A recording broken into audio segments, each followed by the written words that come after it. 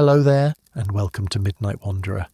I'm so glad you've found your way to this quiet corner of the world tonight. Have you ever paused in the stillness of the night and wondered about the earth beneath you? Not the earth of today, but the earth of a time so deep and distant that it feels more like a dream. What if we could, just for a little while, drift back to that dream and witness the world as it was during the age of dinosaurs? Tonight, we will embark on just such a journey, a gentle exploration of this ancient planet, to feel its forgotten warmth and listen to its long-lost sounds. There is no need to focus too intently, no information you must hold on to. This space is created for you to unwind, to let your mind wander peacefully as you listen. I want you to know that it is perfectly all right to let go of the day, to release any lingering thoughts or worries, and to simply allow yourself to relax. Before we begin our descent into the past, I'd love to know what time it is where you are, in your part of the world. Feel free to leave a quiet note in the comments, sharing your little moment in time with our community of listeners. And if you find solace in our travels together, a gentle like helps other sleepy souls find this peaceful space as well. Now, allow your body to grow heavy, comfortable, and still. Our journey is about to begin. Our story does not begin with a thundering footstep, but with a quiet expansion of our sense of time. To understand the world of the dinosaurs, we must first gently release our grip on seconds, minutes, and hours, and allow our minds to float in the vast calm ocean of geological time. Imagine time not as a clock, but as a vast winding river. The part of the river we live in is a tiny familiar bend, a moment we know well. But this river flows from an immense and distant source, a place deep in the mountains of the past. Our journey tonight is a slow, peaceful boat ride upstream against the current of time. We are not paddling furiously, we're simply letting the river guide us back. With each gentle pull of the oars, we pass by the shores of recorded history, the rise and fall of civilizations becoming just a flicker on the riverbank. We drift further, past the last ice age, past the dawn of humanity, into a stretch of the river that is millions of years long. This is the realm of deep time. It is a concept so immense it can feel dizzying, like trying to count the leaves in an endless forest. So instead, let us think of it as a great and ancient book. The entire history of the Earth is contained within its pages, and there are 4.5 billion of them. Our human story is but a single, beautifully illustrated sentence on the very last page. The Age of Dinosaurs is not merely a previous chapter. It is an entire, multi-volume epic near the back of this colossal book. To reach it, we must let our fingers drift back through countless pages, each one detailing a world subtly different from the last. This is not a race to get there, but a process of gentle acclimation. We are slowing our own internal rhythm to match the slow, patient pulse of the planet itself. It is a rhythm measured in the rise and fall of mountain ranges, in the slow dance of continents, and in the patient turning of stone into soil. As we allow ourselves to become attuned to this deep, geological cadence, the anxieties of our own fleeting moment begin to soften and dissolve. We are preparing our minds and our spirits to enter a world that operated on an entirely different scale of being, a world where a single lifetime was but a breath, and a whole dynasty of creatures could rise and fall like a passing season. This is our first and most important step, to find peace in the vastness, and to become quiet observers on the long, slow river of time. As our quiet boat continues its journey up the river of time, we begin to approach a very specific and momentous part of its course. This is the Mesozoic Era, a name that simply means middle life. This era is the great central act in the three-act play of complex life on Earth, flanked by the Paleozoic, ancient life, before it, and the Cenozoic, new life, our own era, after it. The Mesozoic was an immense stretch of time, lasting for 186 million years. It is a span so vast that the world at its end was almost unrecognisable from the world at its beginning. This era, known more famously as the Age of Dinosaurs, is itself a trilogy composed of 3 distinct periods: the Triassic, the Jurassic, and the Cretaceous. Each was a world unto itself, with its own unique map, its own climate, and its own evolving cast of characters. The dinosaurs of the late Cretaceous, who saw the final days of their age, were as far removed in time from the dinosaurs of the early Jurassic as we are from them. So, as we step ashore into the Mesozoic, we're not entering a static diorama. We're entering a long unfolding narrative, a world in a constant state of slow, graceful change. Our purpose tonight is not to memorise the names and the dates, but to feel the essence of this long-lost time. We're here to experience the world that was, to feel the unique quality of its light, to imagine the scent of its ancient forests, and to listen for the sounds of its most magnificent inhabitants. We are leaving the familiar world of mammals and grasses behind, and allowing our senses to open to a reality that was, in every way, profoundly and beautifully different. The dawn of the Mesozoic is before us, a quiet and patient landscape waiting to be explored. As we stand on the threshold of this ancient time, the first thing we might perceive is the quality of the atmosphere itself. The sun, our familiar star, was a slightly younger and fainter version of itself back then, and yet, paradoxically, the earth it shone upon was for the most part a much warmer place than our world today. This gentle riddle is solved by looking up at the sky. The Mesozoic sky was a different entity, a thicker and more effective insulator. If our modern atmosphere is like a light, woven throw blanket, the atmosphere of the dinosaur age was more like a thick, heavy quilt. It was rich in greenhouse gases, particularly carbon dioxide, which was continuously supplied by immense and prolonged volcanic activity. This atmospheric quilt was simply better at trapping the sun's heat, creating a gentle, planet-wide warmth that persisted for millions of years. This had a profound effect on the very character of the world. There were no permanent ice caps at the poles, no vast frozen expanses of white. The entire globe, from the equator to the highest latitudes, was a temperate or tropical realm. This lack of ice also meant that sea levels were much higher, creating vast, shallow inland seas that turned continental interiors into warm, watery Edens. The quality of the light filtering through this denser, more humid atmosphere would have been different. It might have been softer, more golden, as if the world was in a perpetual state of late afternoon. The shadows cast by the giant ferns would have been softer at the edges. Sunsets may have lingered longer, painting the sky in rich, volcanic hues of orange and purple. The air itself would have felt different on the skin, heavier and thick with moisture. This was a greenhouse world, but not in the alarming sense we think of it today. It was a stable, long-lasting state of climatic warmth that provided the perfect cradle for the life of the time.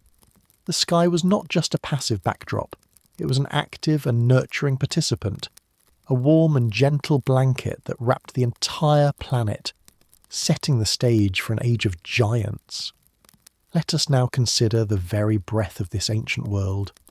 The composition of the air that whispered through the fronds of the giant ferns was different. For significant portions of the Mesozoic, particularly during the Cretaceous, the atmosphere contained much higher levels of oxygen than our modern air, perhaps reaching 30% or more compared to our 21%. To breathe this air would be to feel a sense of vitality, a subtle, energizing richness with every inhalation.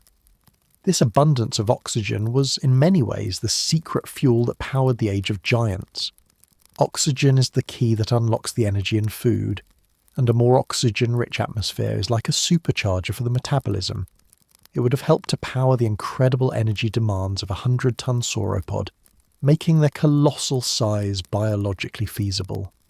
This oxygen-rich air also had a dramatic effect on smaller creatures, particularly insects. Insects breathe through a network of tiny tubes, and their size is limited by how far oxygen can diffuse through these tubes. In the Mesozoic's oxygenated air, this diffusion was much more efficient, allowing insects to grow to sizes we would find startling today. Imagine dragonflies with the wingspans of hawks, and other buzzing, crawling creatures of a much grander scale. This ancient air was also denser, more substantial. For the great pterosaurs, this denser air would have been a great ally. It was a more supportive medium, providing more lift with every downstroke of their vast, leathery wings. It made the miracle of their flight easier, allowing them to soar and glide with a majestic grace that would be more challenging in our thinner modern air. The air itself was therefore a key architect of life in the Mesozoic. It was an invisible force that enabled gigantism, supercharged metabolisms, and made flight easier. To breathe the air of the dinosaur age would be to inhale the very essence of the era's boundless vitality. As we immerse ourselves in this seemingly alien world, a world with a different climate, a different map, and a different air, it is easy to feel as though we are visiting another planet. But it is a deeply comforting thought to remember that this is our Earth. The planet beneath our feet is the very same one that we live on today, just in an earlier chapter of its long life. The planet is a masterful recycler, a closed system where nothing is ever truly lost, only transformed. The calcium atoms that formed the immense thigh bone of an Apatosaurus are still here, perhaps now part of a chalk cliff, or the shell of a tiny marine creature, or even circulating within our own bodies. The water that filled the great inland seas where plesiosaurs hunted is the same water that fills our clouds and oceans today. The carbon that was locked away in the leaves of a Cretaceous tree is the same carbon that now forms a diamond deep within the earth, or that we exhale with every breath. This profound and beautiful connection provides a gentle anchor for our journey. We are not tourists in a foreign land. We are students of our own planet's deep history. The dinosaurs are not monsters from a fantasy world. They are our distant predecessors, fellow inhabitants of this remarkable, ever-changing planetary home. Understanding their world is a way of understanding the foundations of our own. Every rock, every river, every breath of air is a part of this continuous, unbroken story. And so, as we wander through this deep past, we do so with a sense of quiet familiarity, knowing that this strange and wonderful world is, and always has been, our home. And so, we have set the stage. Our senses are now gently attuned to the vast scale of deep time. We have felt the warmth of the Mesozoic sun and imagined the taste of its rich, potent air. We have established a foundational sense of the elemental forces that were at play, the deep and quiet rhythms of the planet during this long-ago age. This is our base camp, a place of quiet orientation from which we can now begin our deeper exploration into the world itself. Ahead of us lies a journey of peaceful discovery. We will witness the grand and silent ballet of the continents as they drift apart from a single great landmass to form the outlines of the world we know. We will wander, in our minds, through immense and ancient forests, painted in 1,000 shades of green, but with no flowers to be seen for 100 million years. We will dip our toes in the warm, shallow seas and imagine the graceful giants that swam in their depths. And of course, we will spend some quiet time with the dinosaurs themselves, observing them not as roaring monsters, but as living, breathing animals, going about their daily lives in a world that was perfectly, beautifully, and uniquely their own. Our journey is one of gentle observation and quiet wonder. We are here to witness, to feel, and to understand. The lost world of the Mesozoic has a story to tell us, a story of life's incredible creativity, its profound resilience, and its ability to flourish on a scale of magnificence that takes our breath away. Let this sense of peaceful anticipation be your guide as we now turn our attention to the very ground beneath our feet, to the slow, unstoppable reshaping of the continents. The world of the dinosaurs was a world in motion. The very ground they walked upon was not fixed, but was part of a slow, majestic and unstoppable dance. This chapter in our story is about the silent geological ballet that shaped their world. At the dawn of the Mesozoic Era, if you were to look at the Earth from space, you would see a world that would be almost unrecognizable to us. There was one vast blue global ocean called Panthalassa, and in this ocean sat one single colossal landmass. This was the supercontinent of Pangaea, a Greek name meaning all Earth. All the familiar continents of our modern world were nestled together like the pieces of a giant jigsaw puzzle. North America was pressed against Africa and Europe. South America was tucked into the curve of Western Africa. India, Australia and Antarctica were all joined together in the far south.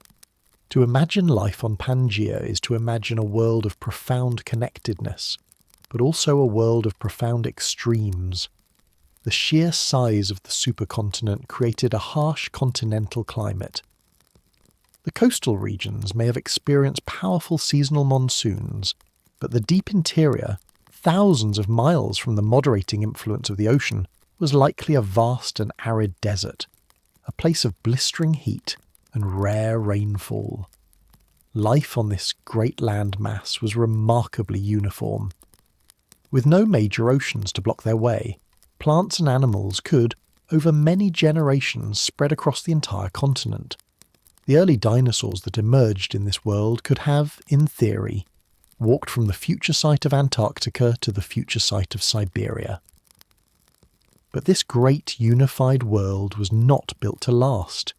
It was merely in a state of temporary, geological slumber. Deep beneath its crust, the Earth's fiery heart was stirring. The slow, churning currents of the molten mantle were beginning to exert a gentle upward pressure on the underside of the supercontinent. The Earth was preparing to exhale, to stretch, and to begin the long, slow process of tearing Pangaea apart. A farewell that would take more than 100 million years to complete and would forever change the face of our planet. The breakup of a supercontinent is a process of immense and gentle power. It does not happen with a sudden, violent crack. Instead, it begins as a slow, patient stretching from below. Think of a piece of dough being slowly pulled apart by invisible hands. Deep beneath Pangaea, the heat of the Earth's mantle caused the rock to swell upwards, creating a broad, gentle dome in the crust above. This doming action stretched the continent, thinning it out like the dough being pulled. Over millions of years of this relentless, imperceptible tension, the first cracks began to appear. These were not mere cracks in the ground.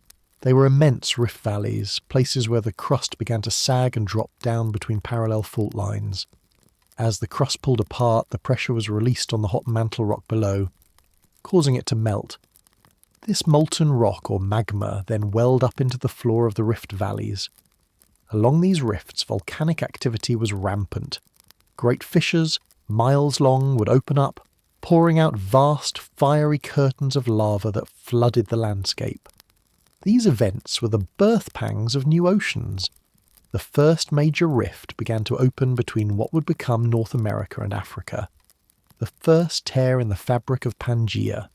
For any creature living at the time, this process would have been unnoticeable, save for the frequent earthquakes and the ever-present volcanic haze.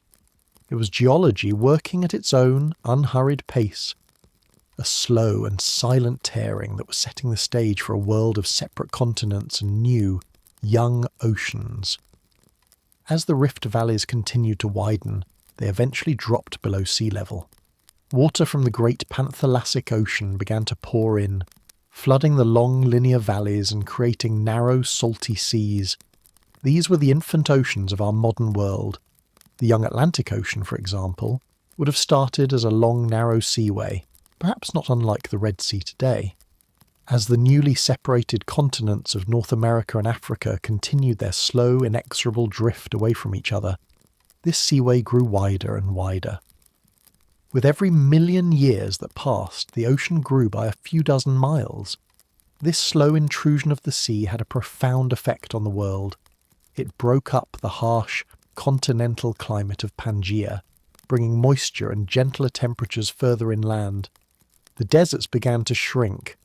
The new coastlines created vast new habitats, and the warm, shallow waters of these young seas became perfect nurseries for an explosion of marine life. The breakup of Pangaea was not just a geological story, it was a biological one. It was a great act of planetary creation, fostering diversity by separating and isolating populations of animals.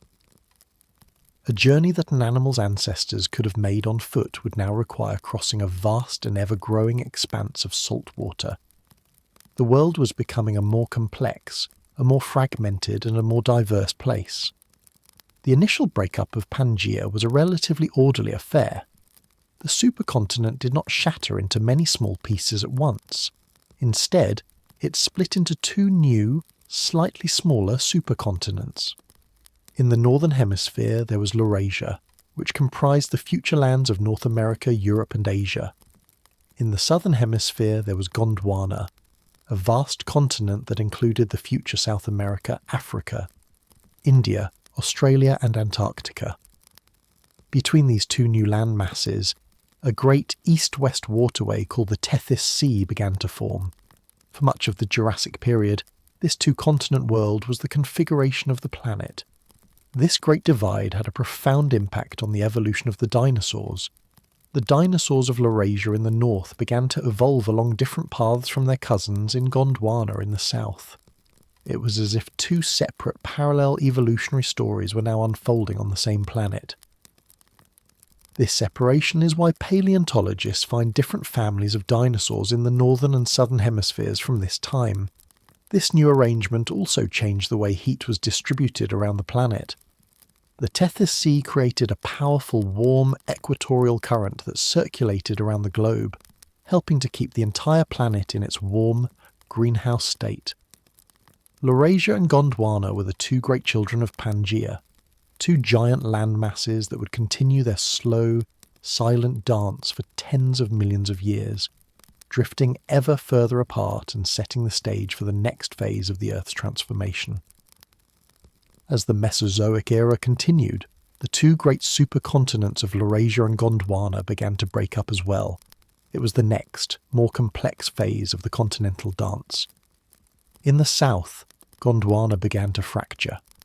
South America and Africa pulled apart, widening the nascent South Atlantic Ocean.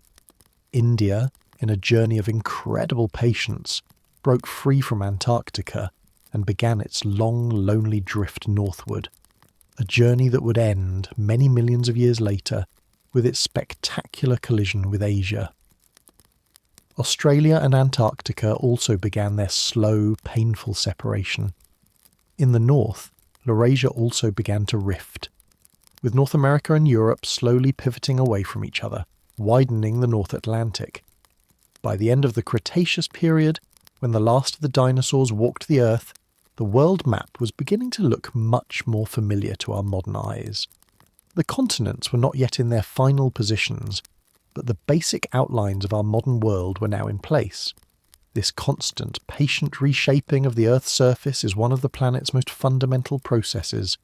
For the dinosaurs, it meant that their world was in a constant state of flux, a world of changing coastlines, shrinking inland seas, and shifting land bridges. It is a peaceful thought that the very ground we stand on has been on such an epic and ancient journey, and that the familiar shorelines of our world were born from the slow, silent and final farewell of Pangaea.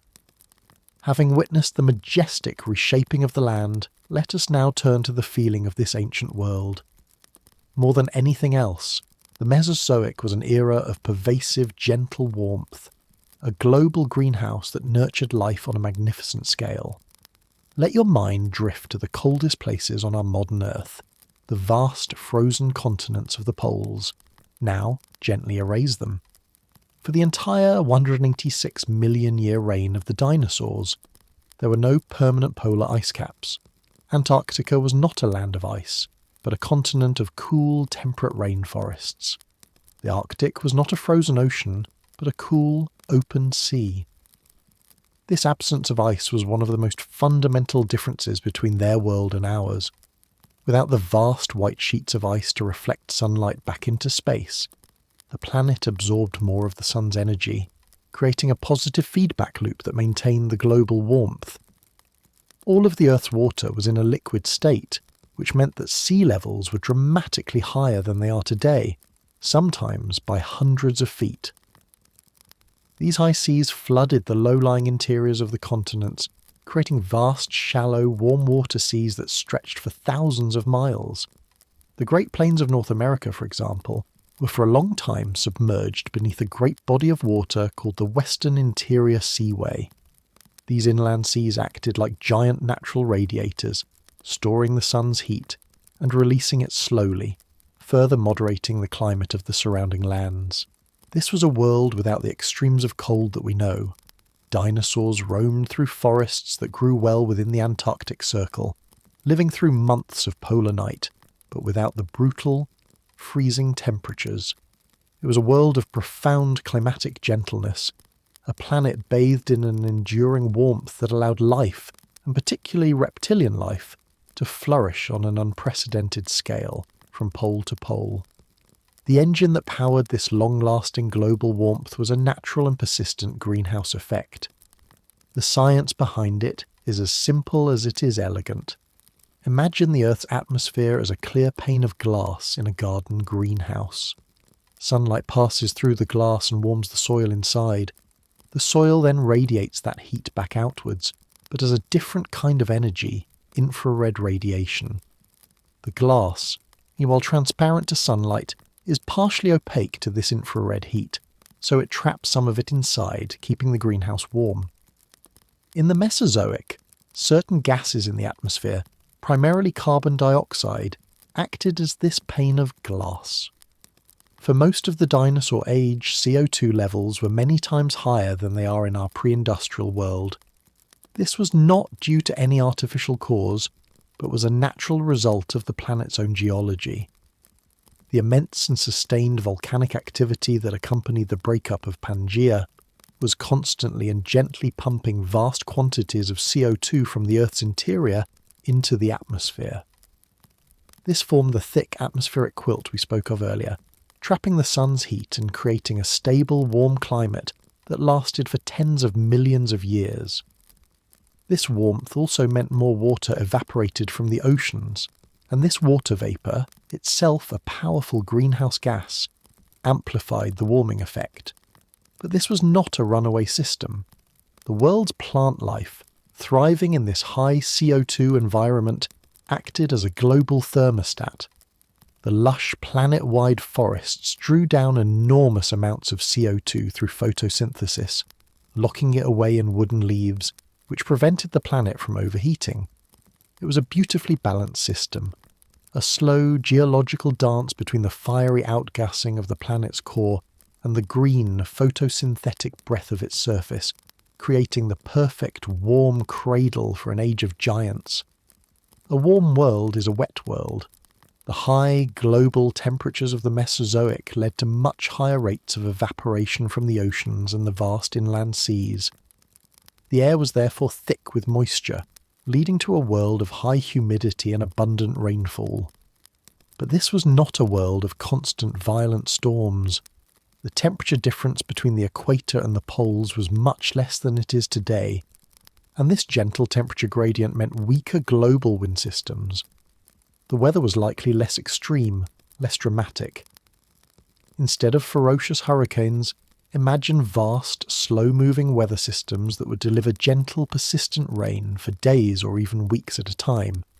Picture a world where a soft, warm drizzle is a constant presence, keeping the great fern forest perpetually damp and glistening. This pervasive moisture and warmth meant that lush vegetation could grow almost everywhere. The world was overwhelmingly, vibrantly green. This global lushness was the very foundation of the Mesozoic food pyramid. It was the endless, all-you-can-eat buffet that sustained the colossal herds of herbivorous dinosaurs.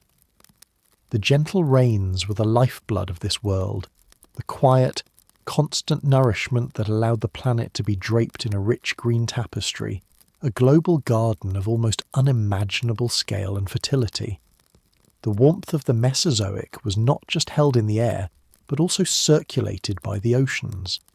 The seawater itself was much warmer than today, from the sunlit surface to the deep, dark abyss. The unique arrangement of the continents, particularly the existence of the great equatorial Tethys Sea, created a system of ocean currents very different from our own. Today, our ocean circulation is driven by a powerful conveyor belt of cold, salty water sinking at the poles. In the Mesozoic, with no cold poles to drive this engine, the ocean circulation was much slower and more sluggish. The oceans were more layered, with a warm surface layer floating on top of a still, deep layer that was often low in oxygen. However, the surface currents were very effective at distributing heat around the planet. The Tethys Sea acted like a great global heat pipe. A powerful current of warm, tropical water flowed through it, bathing the coasts of the northern and southern continents. This is what prevented ice from ever forming at the poles and helped to maintain the gentle, uniform climate of the entire planet. These warm currents were the planet's circulatory system, a quiet, flowing network of aquatic rivers that ensured the life-giving warmth of the tropics reached every corner of the globe, making the entire planet a single, connected, and hospitable home for the life that flourished within it. A direct and wonderful consequence of this globally warm and gentle climate was the near-total absence of harsh, freezing winters. While the planet still had seasons due to its tilt, the difference between summer and winter was far less pronounced than it is in many parts of our world. A winter in a place like Cretaceous Alaska would not have meant months of deep snow and frozen ground. It would have been more akin to a cool, rainy season in modern-day Seattle. This lack of severe cold had a profound effect on the plant life. The world was dominated by evergreens, like conifers and ferns. There was no need for the widespread evolution of deciduous trees that shed their leaves to survive a cold winter, because there was no cold winter to survive. The world was in a state of perpetual greenness.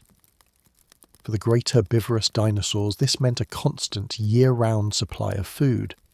They did not have to endure long months of famine or migrate vast distances to escape the cold. This reliable, endless supply of vegetation was another key factor that allowed them to grow to and maintain their enormous sizes. It was a world of climatic kindness, a world without the sharp bite of frost, a world where the cycle of life could continue, uninterrupted by the need to endure a long, cold and barren sleep. This gentle, stable climate was the very bedrock upon which the entire magnificent edifice of the Age of Dinosaurs was built. If you were tasked with designing a paradise for reptiles, it would look very much like the Mesozoic Earth. Reptiles are, for the most part, ectothermic, or cold-blooded. This means they rely on the external environment to warm their bodies and power their metabolisms. A world that is consistently and reliably warm is therefore a world where they can thrive. The pervasive warmth of the Mesozoic meant that reptiles could be active for more of the day and for more of the year. They wasted less energy simply trying to stay warm and could devote that precious energy to the far more important tasks of growing, moving, and reproducing.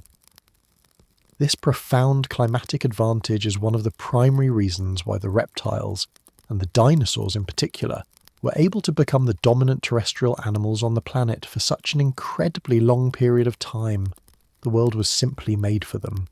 While many scientists now believe that dinosaurs were not purely cold-blooded like modern lizards, but had a more energetic, intermediate metabolism, the warm environment was still a crucial gift. It lowered the fundamental cost of living, which is especially important for an animal of enormous size. A 50-ton reptile in a cold world would face an immense daily challenge just to warm its body up. A 50-ton reptile in a warm, subtropical world is already starting its day with a significant advantage. The warm, humid conditions were also perfect for their method of reproduction. Like most modern reptiles, dinosaurs laid eggs, and the warm, damp soil of the Mesozoic world would have acted as a perfect natural incubator for their nests. The entire planet was, in essence, a perfectly regulated terrarium, a warm, moist, and gentle cradle that allowed reptilian life to flourish and diversify into the most magnificent and awe-inspiring forms that have ever walked the earth. We have felt the warmth of the Mesozoic climate. Now, let us focus more closely on the invisible medium that held that warmth, the air itself. The atmosphere of the dinosaur age was a different substance, a richer and more potent brew that shaped life in profound ways. Let us imagine the air of our time as a thin, crisp piece of silk. The atmosphere of the Mesozoic, by contrast, was more like a thick, heavy velvet. It was physically denser, with a higher atmospheric pressure at sea level. And for a dinosaur this would have felt entirely normal, but for us it would have been a tangible presence.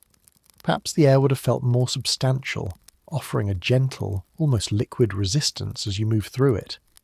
This increased density would have had a number of subtle but important effects. Sound would have travelled more effectively through this denser medium, so the world might have been a more acoustically vibrant place. The low rumbling calls of a sauropod herd, or the rustle of wind through a forest of tree ferns, would have carried further and with a richer, fuller tone. This thicker veil of air would have also been a more effective shield, scattering the sun's ultraviolet rays more completely, making the sunlight feel less harsh and more diffused. The sky itself, as a result, might have been a deeper, more violet-tinged blue. But the most significant effect of this dense air was on the creatures who moved through it. For the great pterosaurs, this thicker air was a powerful ally. It was a more supportive substance to push against, providing more lift for their enormous wings with every flap. It was easier to take off, easier to soar, easier to be a master of the sky. The very air was a co-conspirator in their conquest of the heavens, a gentle, invisible hand that helped to lift them up.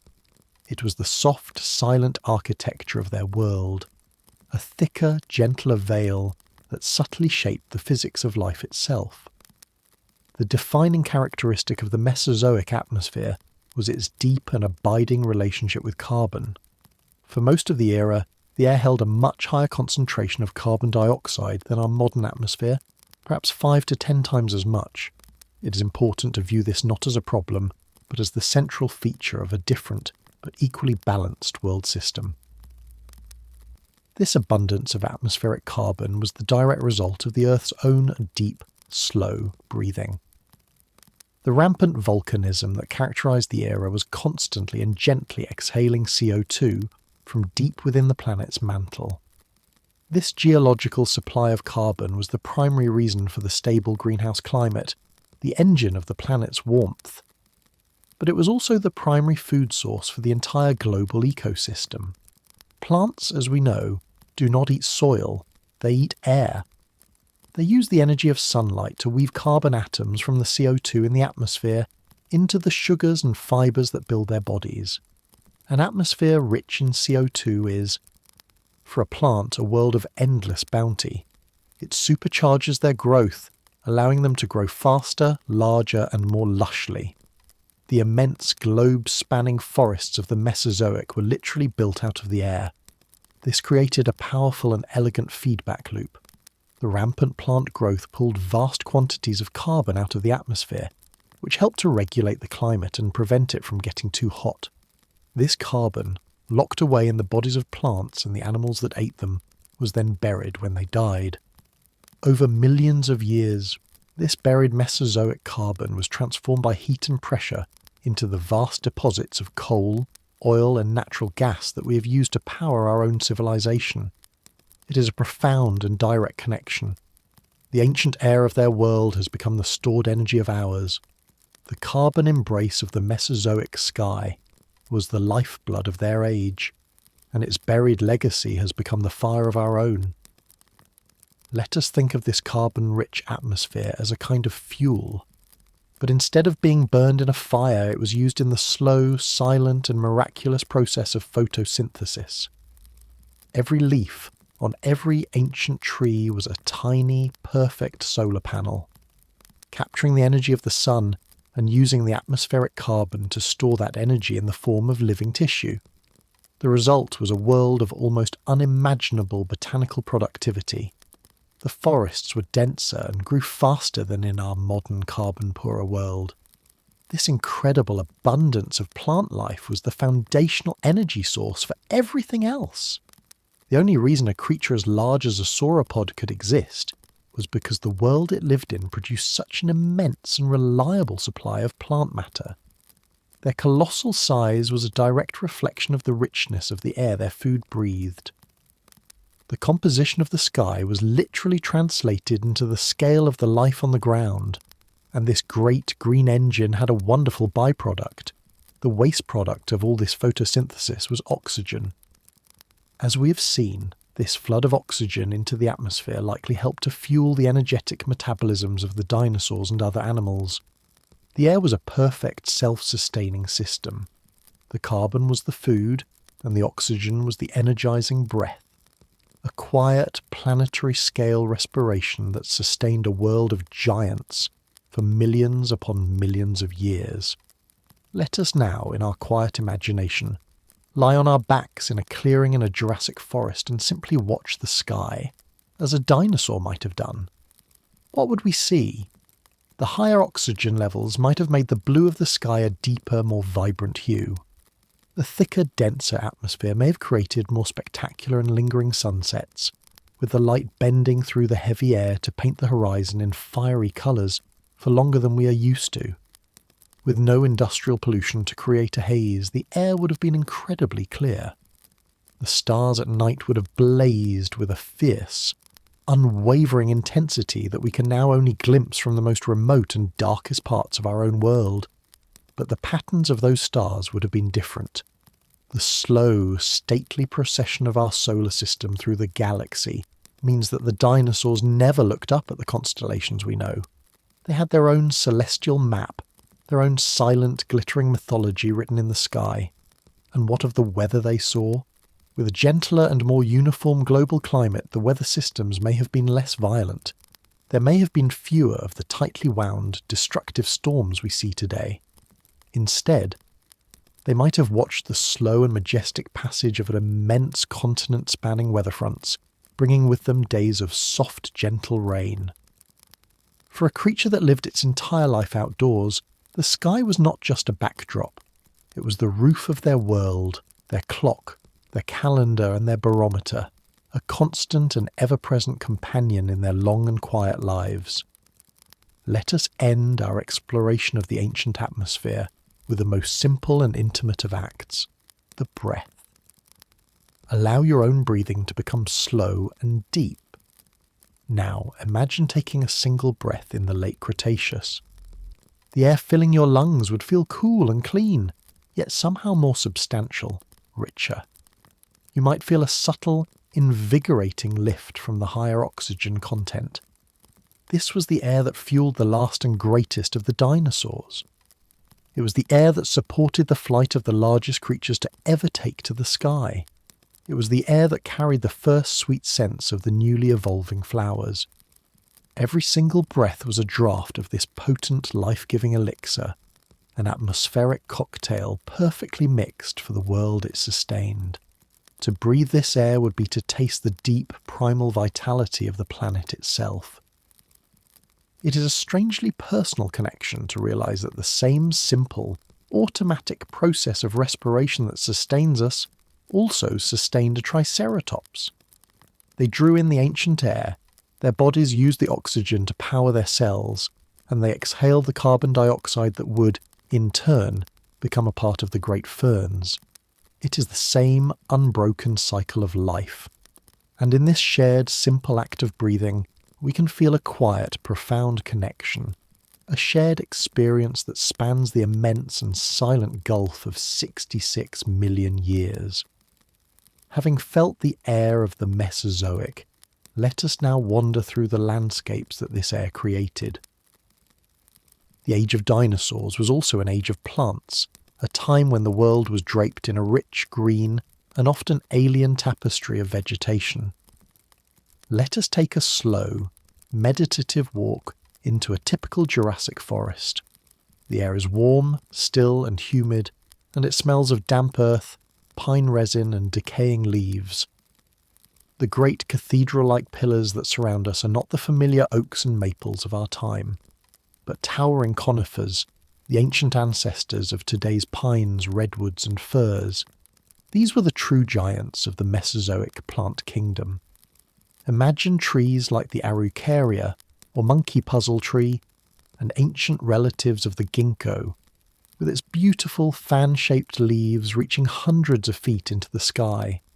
Their immense straight trunks form a dense high canopy that filters the sunlight into a dim, green-tinted twilight on the forest floor. This was a world of perpetual green. Because the climate was so mild and lacked the harsh, freezing winters of our modern world, there was no need for the trees to shed their leaves all at once. The forest was in a constant, slow state of growth and renewal, always lush, always alive. This provided a reliable year-round source of food for the great herbivorous dinosaurs that were adapted to eat this tough, resinous foliage. While some of these trees, like the ginkgo, might seem familiar, they were all species that are now long extinct. They were the ancient archetypes, the first great forests to truly conquer the terrestrial world on a global scale. In addition to the conifers, there were other strange and wonderful woody plants. The bonnetti tails, for example, were a now extinct group of plants that looked like modern cycads, but produced complex flower-like structures, a fascinating evolutionary experiment that hinted at the floral revolution that was still millions of years in the future. To walk through this forest would be to feel a sense of profound, ancient stillness. The scale of everything would be majestic. The sounds would be the quiet rustle of the wind in the high canopy, the gentle drip of moisture from the leaves, and the distant low rumble of the true giants who called this magnificent evergreen cathedral their home. Beneath the towering canopy of the conifer giants, the forest floor was another world entirely, a soft, lush, and deeply green understory. This was the kingdom of the ferns. In the Mesozoic, ferns grew in an almost infinite and beautiful variety. Imagine vast, unbroken carpets of them, their delicate, lace-like fronds unfurling in the deep, moist shade. Some would have been small, ground-hugging plants, like the ones we know today, but others were true tree ferns, with thick, fibrous trunks that would lift their great spreading crowns of leaves 10 or 20 feet into the air, creating a second, lower canopy within the forest. Their presence would have given the entire landscape a soft, feathery texture, a deep and complex world of green that filled all the empty spaces between the great trees. The air in this fern-choked world would have been heavy with moisture, the ground a perpetual springy carpet of damp soil and decaying fronds. This was the world that the smaller dinosaurs and other creatures called home, a green labyrinth of endless hiding places and abundant food. Alongside the ferns grew the horsetails, another ancient lineage of plants.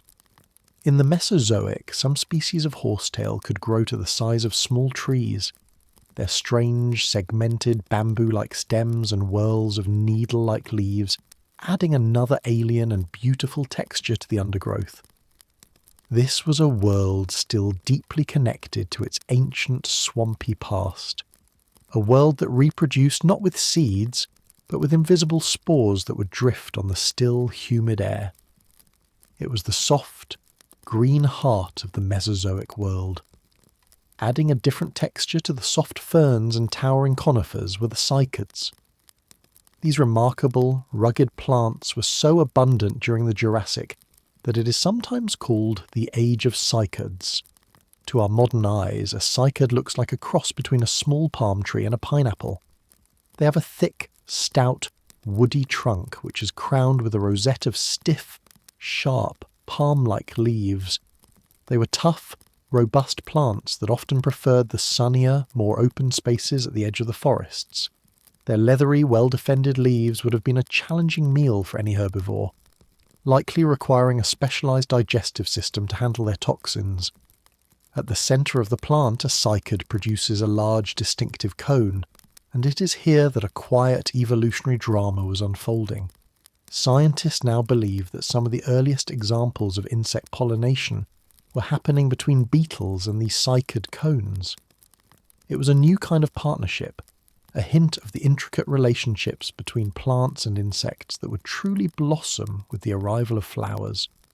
The cycads today are rare and precious survivors, living fossils from a time when they were a dominant and central feature of the global landscape, a silent, sturdy and beautiful part of the Mesozoic green.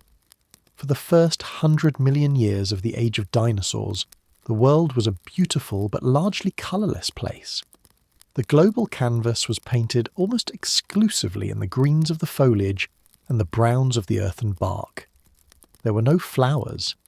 The very concept of a petal, of a bright splash of red or yellow designed to attract an animal, had not yet been invented. Then, sometime in the middle of the Cretaceous period, a quiet and beautiful revolution began. The first flowering plants, the angiosperms, made their appearance. They were likely small, humble things at first, perhaps something resembling a modern magnolia or water lily. But they possessed a revolutionary new technology, the flower. A flower is a brilliant advertisement. It uses colour, pattern and scent to attract a specific pollinator, like a bee or a beetle, and rewards it with a sip of nectar. In exchange, the pollinator delivers the plant's pollen with incredible precision. This was a far more efficient strategy than casting pollen to the wind and hoping for the best. And it was a spectacular success. The flowering plants began to diversify and spread with incredible speed. It was like a slow-motion explosion of colour that began to transform the planet's ancient green landscapes.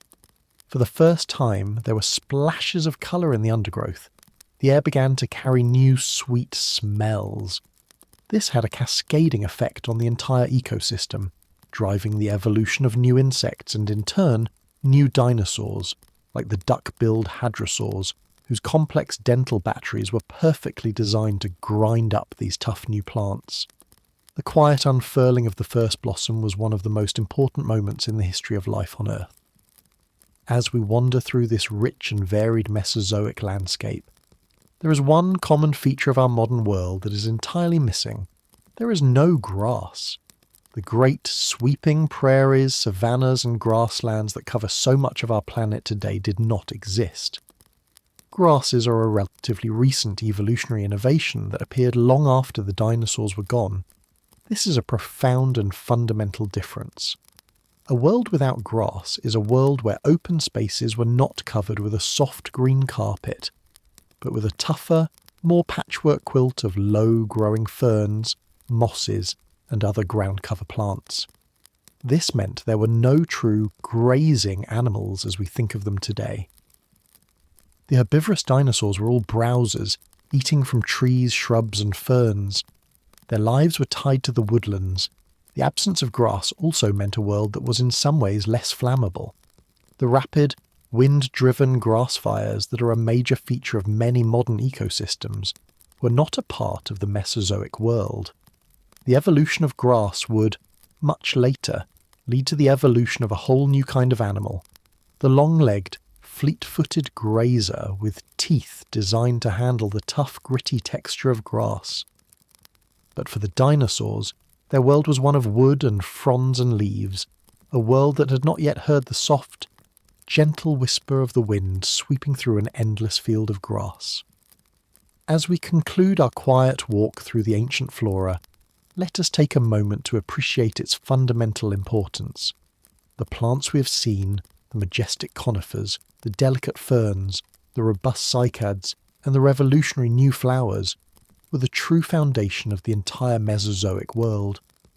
They were the silent, tireless alchemists that captured the raw energy of the sun and converted it into the food that powered almost all other life. Every single dinosaur, from the smallest to the largest, was ultimately solar-powered. Their energy passed down through this green foundation. The herbivores ate the plants directly, and the carnivores ate the herbivores. The entire magnificent pyramid of Mesozoic life was built upon this vast, green, and ever-giving base. The sheer scale and productivity of this plant life, fueled by the warm, wet, carbon-rich world, is what made the scale of the animal life possible. We are often captivated by the great beasts, but it is a peaceful and humbling thought to remember the silent green world that made them possible. Without the endless forests and the vast carpets of ferns, there would have been no giants to walk the earth. This verdant tapestry was not just the scenery for the age of dinosaurs. It was the engine, the pantry, and the nursery, the quiet, life-giving heart of their world. Having walked the ancient forests, let us now gently drift into the other great realm of the Mesozoic world, its vast, warm, and mysterious oceans. The breakup of Pangaea had created new seas, teeming with a spectacular and often strange array of life. Imagine yourself floating, weightless, in the warm, clear waters of a shallow sea during the Jurassic. The water is pleasantly warm like a bath, and the sun, high in the hazy sky, sends down shimmering beams of light that dance in the depths below. These were not the cold, churning oceans of our modern world. Without the great polar ice caps, the temperature of the oceans was much more uniform, and the great, deep ocean currents were far more sluggish. The seas were, for the most part, calm and gentle. This stable, warm environment was a perfect incubator for life. Great reefs, built not by modern corals but by other now extinct creatures like rudest clams and sponges, created complex underwater cities that were home to a dazzling variety of fish and invertebrates. However, this sluggish circulation also meant that in the deeper parts of the ocean, the water could become stagnant and depleted of oxygen. In these silent anoxic depths, any organic matter that drifted down from the sunlit world above, the bodies of plankton, fish, and great marine reptiles, would be preserved in the fine sediment. Over millions of years, the heat and pressure of the earth would transform this buried organic matter into the vast deposits of oil and natural gas that are found today in regions like the Gulf of Mexico and the Middle East. The ancient sunlight that was captured by a tiny plankton in a Jurassic Sea has become the energy that fuels our cars and lights our homes. It is a direct and profound connection, a legacy of these gentle, ancient seas buried deep beneath our feet. While the dinosaurs were the undisputed masters of the land, the seas belonged to a different, but no less spectacular group of reptiles that had returned to the water. These were not dinosaurs but their distant cousins, and they evolved into some of the most magnificent predators the world has ever known. There were the ichthyosaurs, whose name means fish lizards. They were beautifully streamlined, shaped almost exactly like a modern dolphin or tuna, with powerful tails and fins. They were built for speed, chasing down fish and squid in the open water. They had enormous eyes, some of the largest, relative to their body size, of any animal that has ever lived, which would have allowed them to hunt in the dim, deep water. Then there were the plesiosaurs, with their broad, turtle-like bodies and 4 powerful wing-like flippers that they used to fly through the water with a graceful figure-8 motion. There were the long-necked varieties, like Elasmosaurus, who used their incredibly long and flexible necks to dart their small heads into schools of fish, and there were the short-necked pliosaurs, who were the apex predators of their time. A giant pliosaur like Liopleurodon was the ocean's T-Rex, a terrifyingly powerful hunter with a huge skull filled with teeth like railroad spikes. Later, in the Cretaceous, a new group of predators emerged, the mosasaurs. These were essentially giant aquatic lizards, closely related to modern monitor lizards, with long serpentine bodies and powerful flattened tails. They were fearsome predators who came to dominate the late Cretaceous seas. To witness these great marine reptiles moving through the sunlit water would be to see a world of silent, deadly and breathtaking grace, a parallel kingdom of giants hidden just beneath the waves. Drifting through these ancient seas in their countless millions were one of the most beautiful and iconic creatures of the Mesozoic, the ammonites. These were a group of mollusks related to modern squid and nautiluses that lived inside a beautiful, coiled, chambered shell. We know them today from their abundant and often perfectly preserved fossils, which look like spiral galaxies carved in stone. In life, they would have been active and colourful predators. From the opening of the shell, a head with large eyes and a cluster of tentacles would have emerged, ready to snatch small prey from the water. They moved using a form of jet propulsion, squirting water from a siphon to push themselves through the sea. The chambers in their shell were a sophisticated buoyancy device. By adjusting the amount of gas in these chambers, they could float effortlessly at any depth they chose. For tens of millions of years, the ammonites were incredibly successful, diversifying into thousands of species, with shells that range from the size of a coin to the size of a car tyre.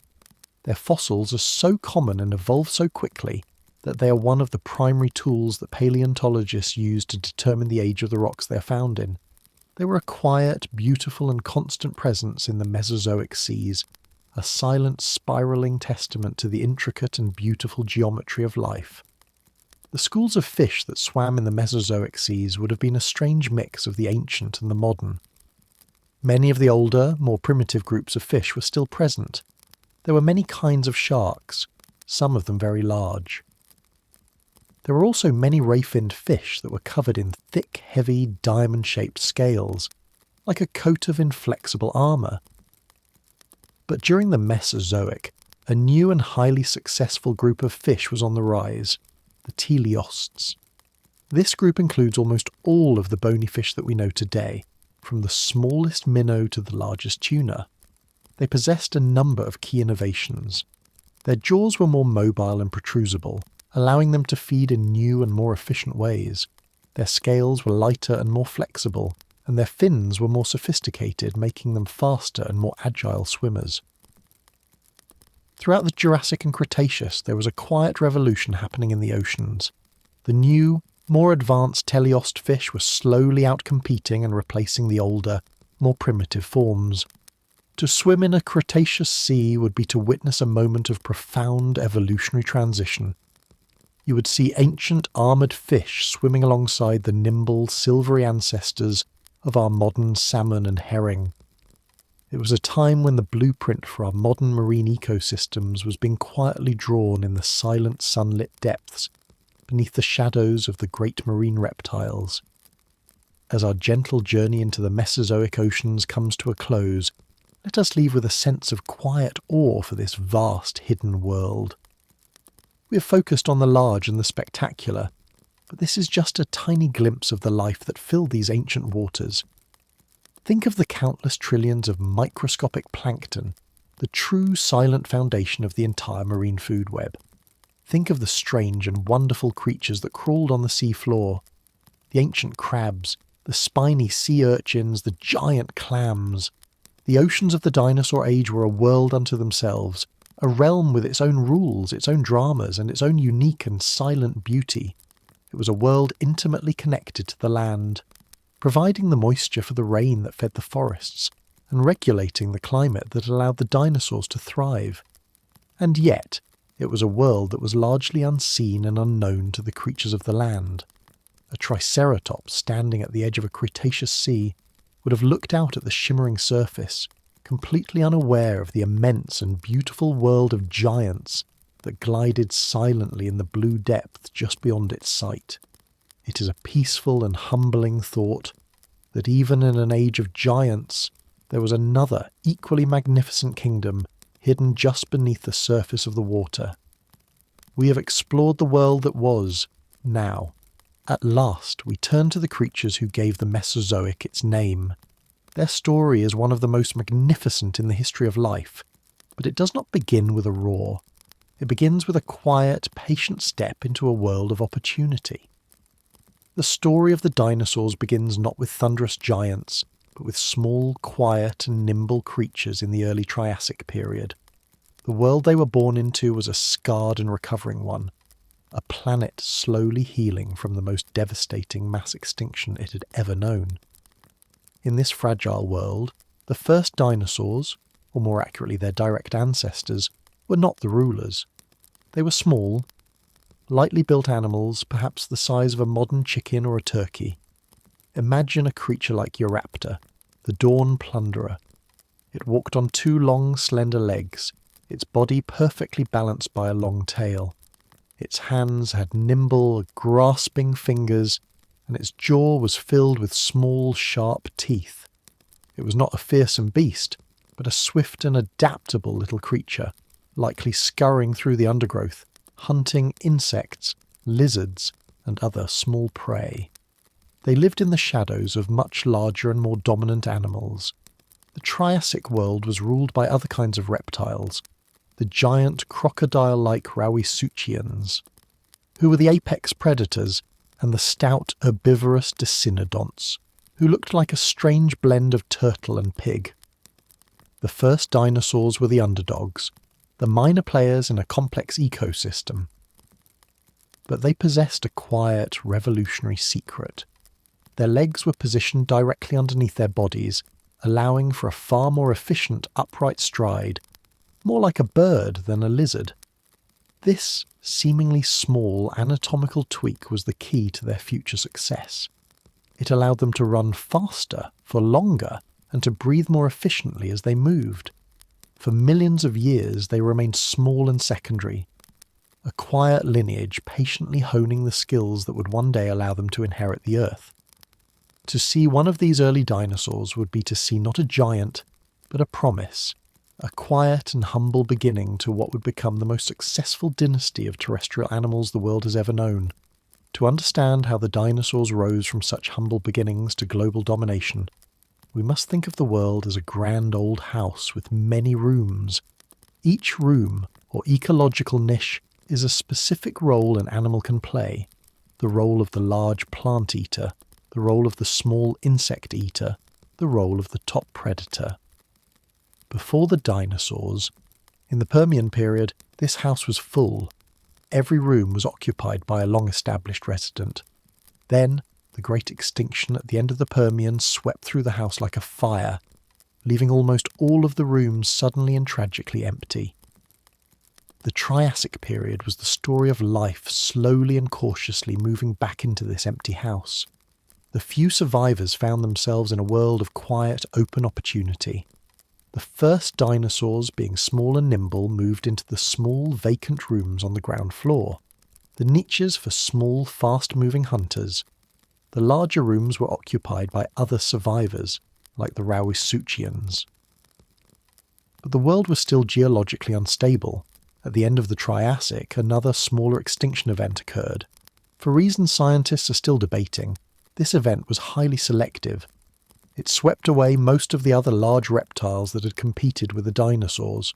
Suddenly, the grandest rooms in the house, the master suite of the apex predator, and the great dining hall of the large herbivore, were empty. All the old rulers were gone. It was a moment of profound ecological silence, a window of unparalleled opportunity, and the dinosaurs, with their efficient, energetic bodies, just were perfectly positioned to step through that window. They didn't have to fight for the throne. The throne was simply empty, waiting for them. Their rise to dominance was not a violent conquest, but a quiet and opportunistic expansion into a world that was, in many ways, waiting for them to arrive. Nature abhors a vacuum, and the empty niches of the late Triassic world were a silent invitation that the dinosaurs were uniquely qualified to accept. The empty ecological roles provided the opportunity, but the physical world itself provided the perfect stage for the dinosaurs to flourish.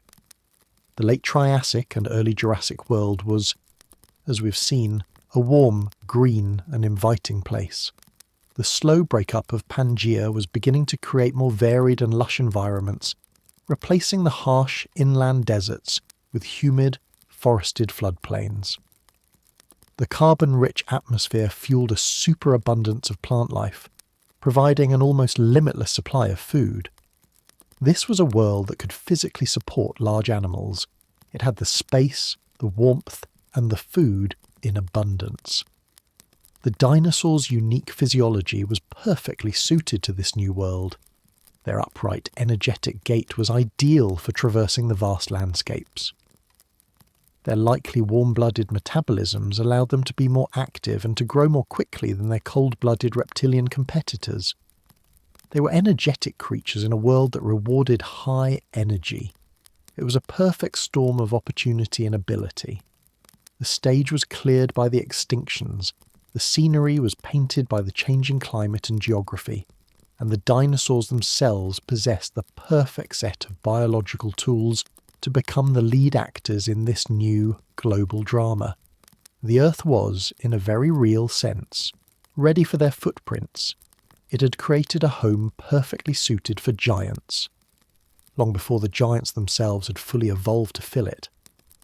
The ascent of the dinosaurs was not a swift and bloody coup. It was a slow, generational changing of the guard that took millions of years.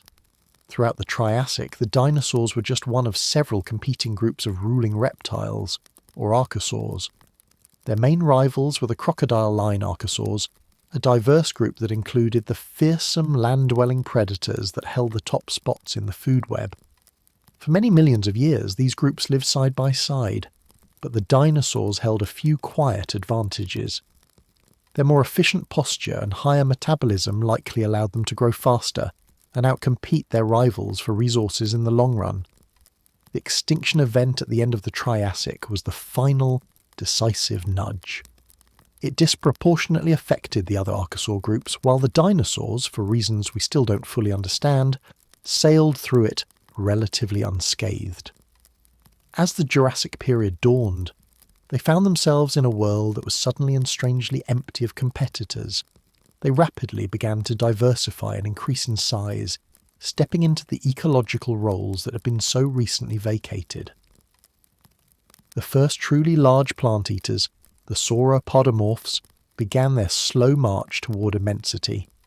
The first large meat eaters, the theropods, became the new apex predators.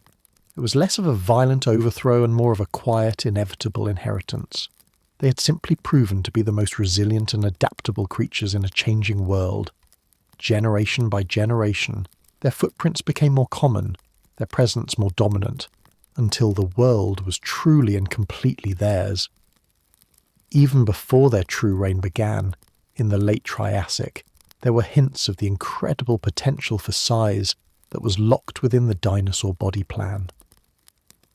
The group known as the sauropodomorphs, the ancestors of the great long-necked sauropods, were already experimenting with being big.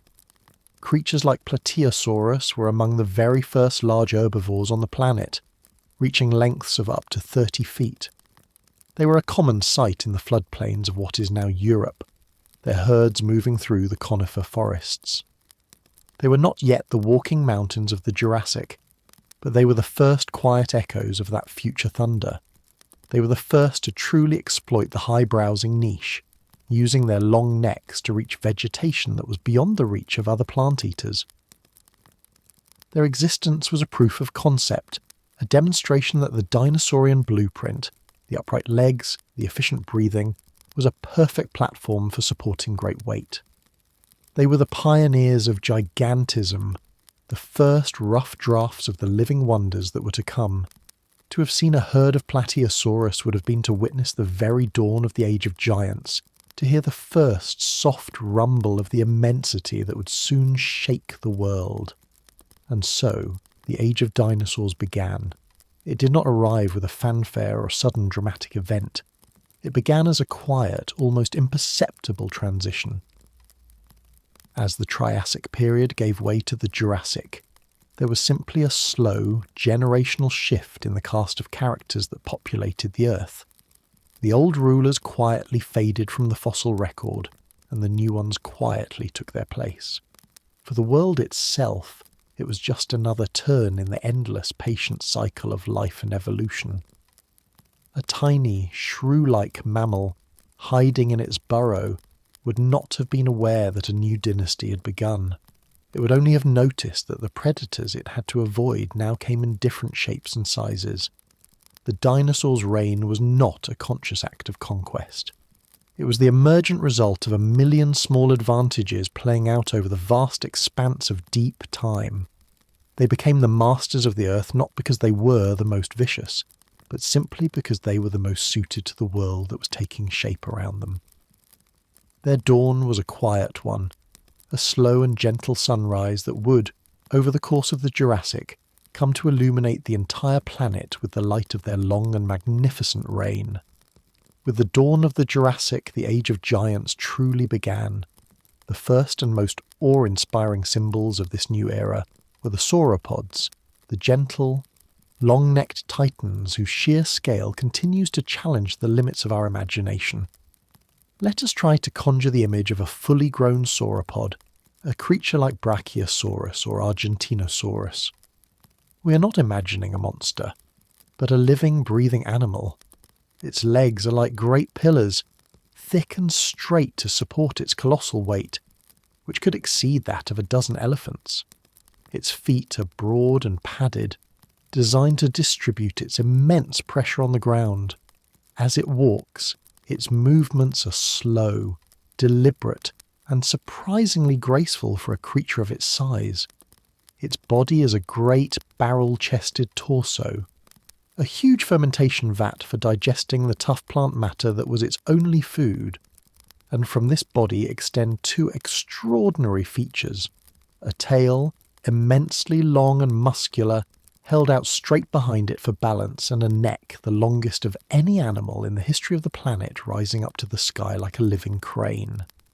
At the end of this neck is a surprisingly small head, its mind concerned only with the simple, peaceful tasks of finding food and being aware of its surroundings.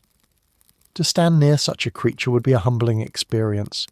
It would be like standing at the base of a moving building.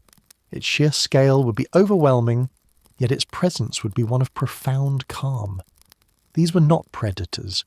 They were the ultimate herbivores, the peaceful, heavyweight champions of the Mesozoic world. The evolution of such immense size was made possible by a perfect storm of biological and environmental factors.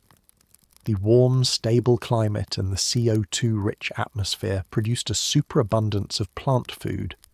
Their unique body plan, with the pillar-like legs and the long neck and tail, was a masterpiece of biological engineering, a perfect frame for supporting immense weight. They also possessed a remarkably efficient respiratory system, similar to that of modern birds, with a network of air sacs that extended from their lungs into their hollowed-out vertebrae. This not only lightened their skeleton, a crucial adaptation for a giant, but also allowed for a continuous one-way flow of air through their lungs, extracting far more oxygen with each breath than a mammal's simple in-and-out system ever could. This was the secret weapon that powered their enormous bodies. The sauropods were the living, breathing mountains of the Mesozoic, the quiet, gentle earth shakers whose thunderous footsteps were the true heartbeat of the Jurassic landscape. The life of a sauropod was a life dedicated to eating. To maintain a body that weighed 50, 60, or even 100 tons, a sauropod would have needed to consume an enormous quantity of food every single day, perhaps a ton of vegetation or more. Their lives would have followed a slow, simple rhythm, moving from one feeding ground to the next, methodically stripping leaves from the great conifer and ginkgo trees. Their small heads and simple, peg-like teeth were not designed for chewing.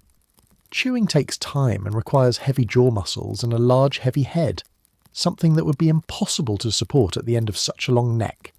Instead, they used their teeth like a rake, stripping branches of their leaves and swallowing the vegetation whole.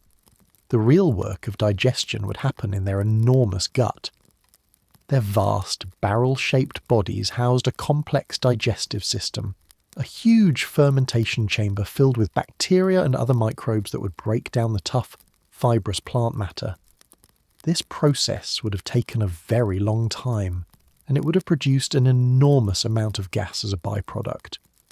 The world of the sauropods was likely a very fragrant and very noisy one.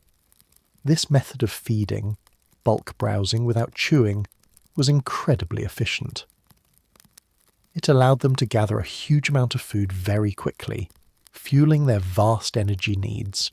They were like living mobile compost heaps, constantly taking in raw vegetation and converting it into the energy required to sustain their immense forms. Their constant browsing would have also had a profound effect on the landscape itself, shaping the forest they lived in, creating clearings, and pruning the great trees in a way that no other animal could. They were not just inhabitants of their ecosystem, they were its primary architects, the gentle giant gardeners of the Jurassic world. The most defining feature of a sauropod is, of course, its incredible neck. In some species, like Mamenchisaurus, the neck could be over 40 feet long, making up half of its total body length. This extraordinary adaptation has long been a source of wonder and scientific debate. For a long time, it was thought that sauropods held their necks high up, like a giraffe to browse from the tops of the tallest trees. We can imagine a Brachiosaurus, with its front legs longer than its back, standing on the forest floor and gracefully lifting its head to nibble on leaves 100 feet in the air, a place no other herbivore could reach. This would have given them access to an exclusive food source. However, more recent studies of their skeletons, particularly the way their neck vertebrae fit together, suggest that for many species, holding their neck in such a vertical position would have been very difficult and energetically costly. Pumping blood all the way up to a head held so high would require a heart of immense size and power. Instead, it is now thought that many sauropods held their necks more horizontally, sweeping them from side to side across a wide arc, like a giant vacuum cleaner hose.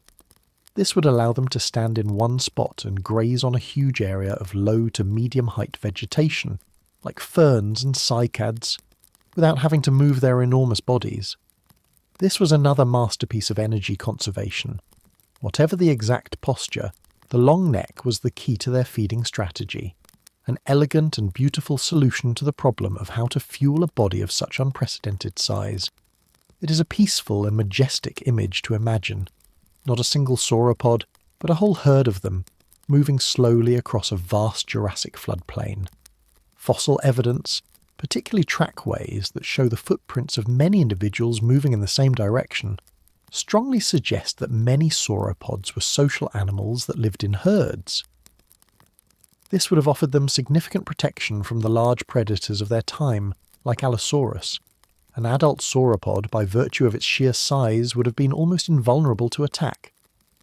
But the young and the juvenile animals were much smaller and more vulnerable. By moving together in a herd, the adults could provide a protective wall of flesh around the younger members, a mobile fortress of immense scale. The herd would have been a complex social unit. Perhaps there was a dominant matriarch, like in modern elephant herds, who would lead the group to the best feeding grounds and water sources. The ground would have trembled with their combined weight, their low resonant calls echoing across the landscape as they communicated with one another. Their movement would have been slow and inexorable, a great living river of flesh and bone flowing through the ancient world. They would have moved with the seasons, following the rains and the fresh growth of vegetation. To witness such a sight would be to witness one of the true wonders of the natural world, a spectacle of life on a scale that our planet has never seen since. It is a testament to the power of cooperation, a reminder that even the mightiest of creatures could find strength and safety in numbers. The life of a sauropod was one of simple, cyclical rhythms. There was the rhythm of the day, a constant slow-motion ballet of eating and digesting. There were long periods of quiet foraging, followed by long periods of rest, as their immense digestive systems went to work. They would have needed to drink vast quantities of water, and the sight of a herd gathering at the edge of a great river or lake would have been a common one. There was also the rhythm of life itself. We know from fossilized nesting grounds that many sauropods laid their eggs in large communal sites. They would bury their clutches of spherical eggs in the warm soil and then leave them to be incubated by the sun and the geothermal heat of the earth. The baby sauropods that hatched from these eggs were tiny, perhaps only a few feet long. They would have faced a perilous journey to adulthood, needing to eat and grow at an incredible rate to escape the jaws of the many predators who would have seen them as an easy meal. This was the great sauropod strategy: to have many offspring and to rely on sheer numbers to ensure that at least a few survived to reach the safety of immense size. It was a life of quiet persistence, a life lived at a different, slower pace, dictated by the simple and profound needs of a body on a scale that strained the very limits of what is possible for life on Earth. While the gentle sauropods shaped the Jurassic landscape with their immense appetites, another group of dinosaurs brought a different kind of energy to this world. These were the theropods, the hunters, and the armoured herbivores who evolved in a quiet, epic dance of predator and prey. When we think of carnivorous dinosaurs, our minds often leap to the image of a roaring, terrifying monster. But for our quiet exploration, let us reimagine these creatures. Let us think of the theropods, the group that includes everything from the mighty Tyrannosaurus to the bird-like Compsognathus, not as villains, but as essential and beautiful parts of a balanced ecosystem. A predator is not a monster. It is a key piece of the natural puzzle, a force that ensures the health and vitality of the entire community. A creature like Allosaurus, the dominant large predator of the late Jurassic, was a masterpiece of evolutionary design. It walked on two powerful hind legs, its body perfectly balanced by a long, stiff tail. Its arms, though much larger than those of T-Rex, were still relatively small, but they were tipped with three large, sharp claws, perfect for gripping prey. Its greatest weapon was its head, a large but surprisingly lightweight skull, filled with long, serrated, blade-like teeth that were constantly being replaced, ensuring they were always sharp. To see an Allosaurus on the hunt would not be to see a raging beast. It would be to witness an animal of incredible focus and grace. It might have stalked its prey through the fern-choked undergrowth, its movements silent and deliberate. It would have used its keen senses of sight and smell to locate a target, perhaps a young sauropod that had strayed from the herd, or a lone stegosaurus. The attack itself would have been a burst of incredible speed and power, a moment of primal, natural drama. But after the hunt, there would be quiet. The Allosaurus would feed, and then it would rest, its great body still as it digested its meal. These creatures were not driven by malice, but by the same simple, honest hunger that drives a hawk or a wolf today. They were nature's sculptors, culling the weak, the old, and the sick from the great herbivore herds, ensuring that only the strongest and healthiest survived to pass on their genes. They brought balance to the world, a necessary and beautiful counterpoint to the gentle abundance of the herbivores. They were not monsters, they were the quiet, efficient, and magnificent hunters of the past. The world of the theropods was far more diverse than just the giant predators. This group was incredibly varied, filling a wide range of carnivorous and omnivorous niches. There were small, swift hunters like ornitholosts, who would have darted through the undergrowth chasing lizards and early mammals, their nimble fingers perfect for snatching small prey. There were medium-sized predators like Ceratosaurus, with its distinctive nasal horn, who might have specialized in hunting medium-sized herbivores. There was even evidence of pack-hunting behavior in some theropods, like Deinonychus from the later Cretaceous period. These were highly intelligent, fast and agile predators with a terrifying, sickle-shaped claw on each foot. A pack of them working together could have potentially taken down prey much larger than themselves, a strategy of cooperation that speaks to a complex social structure. The hunting strategies themselves were likely just as varied. The giant carnivores, like Allosaurus or the later Tyrannosaurus, may have been ambush predators, using the cover of the forest to get close before launching a devastating surprise attack. Their skulls, while large, were cleverly constructed with many openings to reduce weight, and they had powerful neck muscles to drive their teeth home and to tear off huge chunks of meat. Their bite was their primary weapon, designed to inflict massive trauma and blood loss. Others may have been pursuit predators, using their speed and stamina to run down their prey over longer distances.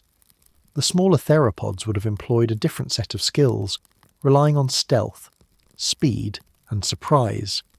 Each one was a finely tuned specialist, a perfect solution to the problem of finding and consuming food in its particular environment. They were the essential regulators of the Mesozoic world, the quiet and efficient force that kept the populations of herbivores in check, preventing them from eating themselves out of house and home. They were the other half of the great natural equation, the quiet balancers of an ancient world. In response to the constant pressure of these efficient predators, the herbivorous dinosaurs evolved an incredible array of defensive adaptations. It was a quiet, evolutionary arms race that played out over millions of years. One of the most famous and strange of these defensive specialists was the Stegosaurus. This large Jurassic herbivore had a tiny head and a brain the size of a walnut, but its body was a fortress. Along its arched back, it had a double row of large vertical bony plates.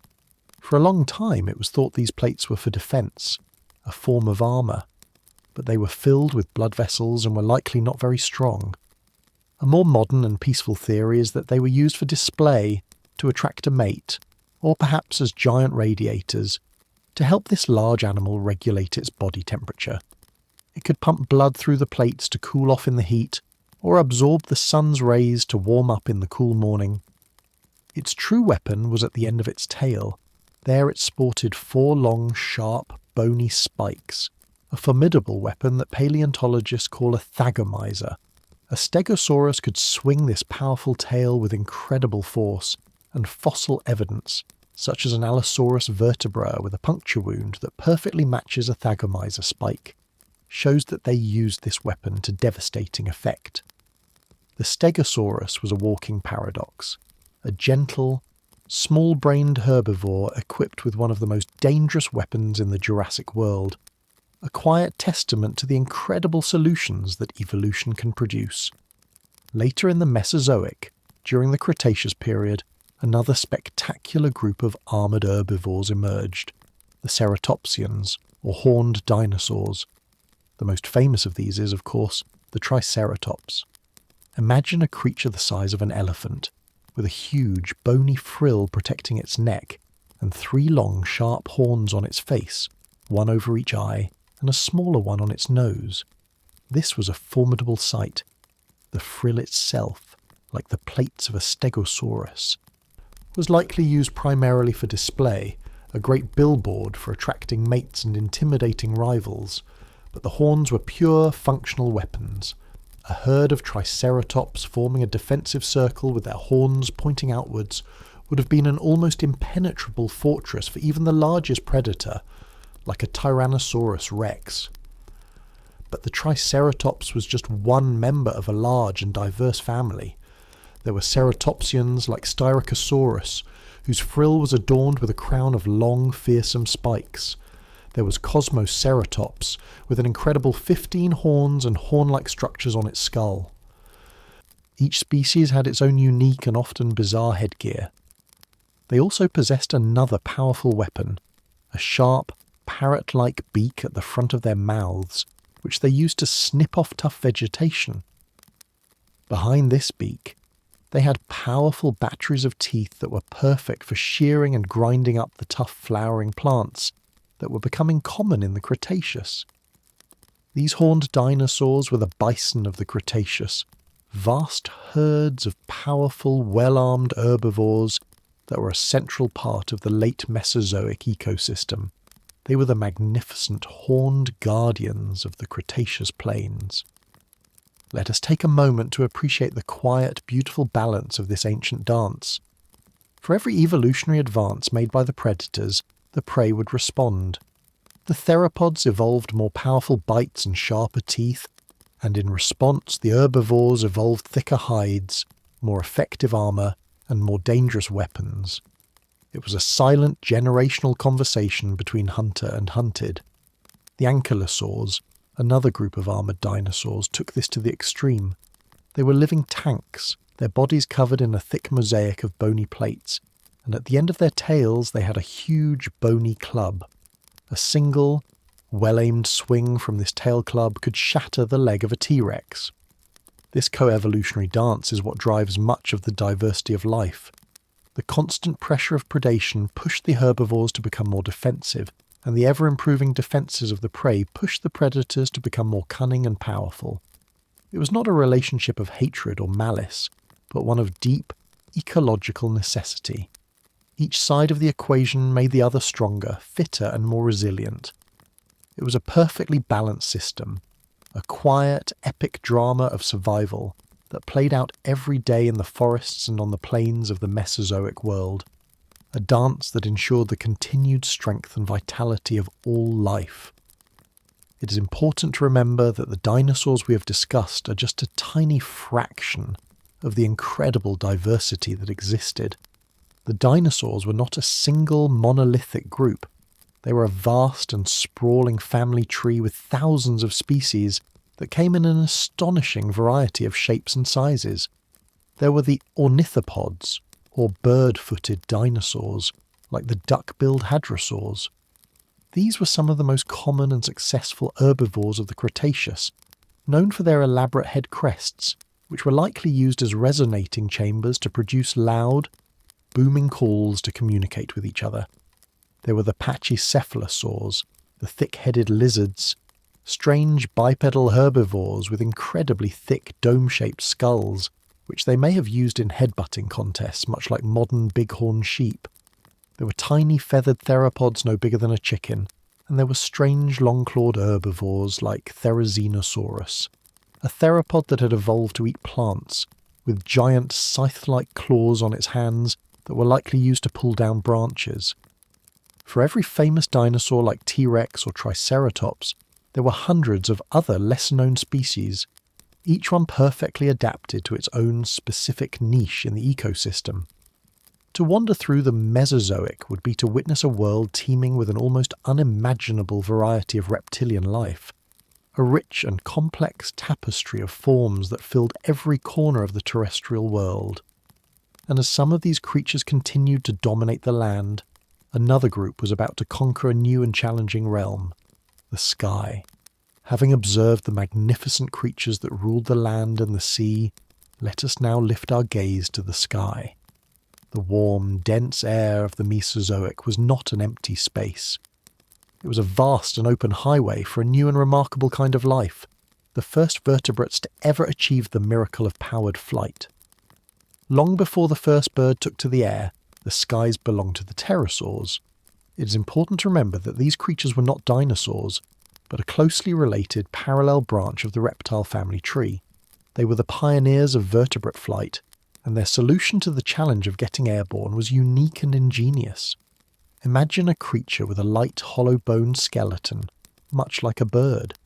Its body was likely covered in a fuzzy hair-like filament called pycnofibers, which would have provided insulation, suggesting they were warm-blooded and needed to conserve body heat to power their energetic flight.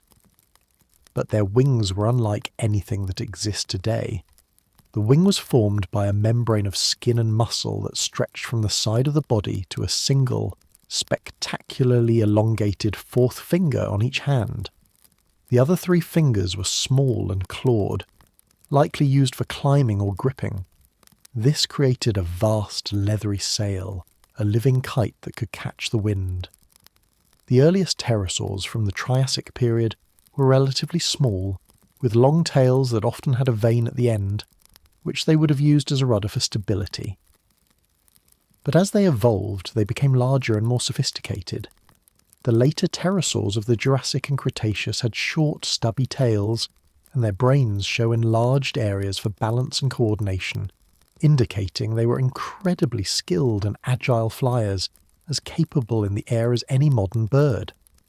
They came in a stunning variety of shapes and sizes, from creatures no bigger than a sparrow to the true giants of the sky like Quetzalcoatlus from the late Cretaceous. This creature was a true titan of the air, with a wingspan of over 35 feet, the size of a small airplane. It would have soared on the warm thermal currents, its great shadow passing silently over the herds of dinosaurs below. The pterosaurs were a 150 million year dynasty of success, the undisputed masters of the Mesozoic skies. The diversity of the pterosaurs was a reflection of the many different ways there are to make a living in the air. Their heads and beaks were often highly specialised, giving us clues to their diets. Some, like Pterodactylus, had long, slender beaks filled with needle-like teeth, perfect for snatching insects out of the air. Others, like Rhamphorhynchus, had long forward-pointing teeth that would have been ideal for skimming fish from the surface of the water, much like a modern skimmer bird. One of the most spectacular was Pteranodon, a large Cretaceous pterosaur with a long toothless beak and a huge backward-pointing crest on its head. This crest, which was much larger in males, was likely used for display, but it may have also acted as a rudder or a counterbalance to its long beak. Another group, the Tapagerids, had enormous and often soft tissue crests of incredible size and shape, which were almost certainly for showing off to mates. There were even pterosaurs that were adapted for a life on the ground. The Azhdarchids, the group that includes the giant Quetzalcoatlus, had long, stiff necks and long legs, and their tracks suggest they were accomplished walkers. They may have stalked through the fern prairies like giant, terrifying storks, snapping up any small dinosaurs or other animals they could find. To imagine the skies of the Mesozoic is to imagine them filled with these silent, leathery winged gliders. There would be flocks of them soaring along the coastlines, great squadrons of them circling high on the afternoon thermals, and small, nimble ones flitting through the forests. They were a constant and graceful presence, the quiet, soaring souls of a world of giants. How did these remarkable creatures first achieve flight? The answer, like all great evolutionary leaps, was likely a slow and gradual process. The ancestors of the pterosaurs were probably small, agile, tree-climbing reptiles. They may have started by simply leaping from branch to branch. Over many generations, any small flap of skin that could help them glide a little further, or control their descent a little better, would have been a significant advantage. This is the gentle art of evolution. It is not about sudden, miraculous transformations, but about the slow accumulation of small, useful changes. The fourth finger would have gradually become longer, the skin membrane more extensive, the bones lighter, and the muscles more powerful. There were likely many intermediate forms, creatures that were excellent gliders but not yet capable of true, powered flight. But eventually they crossed that critical threshold. They began to not just glide, but to flap their wings, to generate their own thrust, to move from being passive surfers of the wind to active masters of the air. It was a moment of profound significance. The first time in the history of the planet that a vertebrate had broken the bonds of gravity and taken to the skies under its own power. All the magnificent diversity of the pterosaurs, from the smallest to the largest, was built upon this one quiet, revolutionary achievement. While the pterosaurs ruled the skies, another very different group of flying creatures was beginning its own evolutionary journey. On the ground below, among the small bipedal theropod dinosaurs, a remarkable new feature was appearing: feathers. We now know, from an incredible wealth of fossil evidence from China, that many species of non-avian dinosaurs were covered in feathers. These first feathers were likely simple, hair-like filaments, probably used for insulation, much like the pycnofibers of the pterosaurs. They were a sign that many dinosaurs, particularly the smaller theropods, were warm-blooded and active creatures. Over time, these simple feathers became more complex, evolving into the branching, veined structures we're familiar with today. They were likely used for display, for attracting mates with bright colours and elaborate tail fans. The idea of flight probably came much later. The ancestors of birds were small, feathered dinosaurs like Archaeopteryx. This famous fossil, from the late Jurassic of Germany, is a beautiful snapshot of evolution in action. It had the feathered wings and flight feathers of a modern bird, but it also had a jaw full of sharp teeth, claws on its wings, and a long bony tail, all features of its dinosaur ancestors. Archaeopteryx was likely not a powerful flyer. It may have been more of a glider, or perhaps it was only capable of short bursts of frantic, flapping flight. enough to get it from tree to tree or to escape from a predator. But it was the beginning. It was the moment that the dinosaur lineage itself took its first tentative step into the airy realm that had, until then, belonged exclusively to the pterosaurs. For the rest of the Mesozoic, the birds remained in the shadow of the pterosaurs. They were the small secondary players in the sky. While the pterosaurs dominated the open skies and coastlines, the early birds found their niche in the cluttered, complex environments of the forests. Their smaller size and broad slotted wings were likely better suited for manoeuvring through the dense canopy, flitting from branch to branch in pursuit of insects or seeking refuge from predators. They diversified into a number of different forms. There were birds that resembled modern shorebirds, and there were birds that had lost the power of flight and become swimmers. But for the most part they were small, forest-dwelling creatures.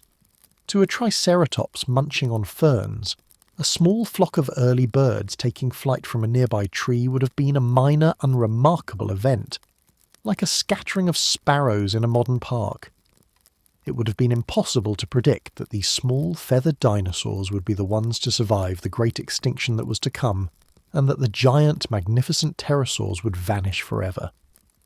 It is one of nature's quiet ironies that the future of flight belonged not to the first pioneers, but to the humble, feathered newcomers who were patiently biding their time in the treetops.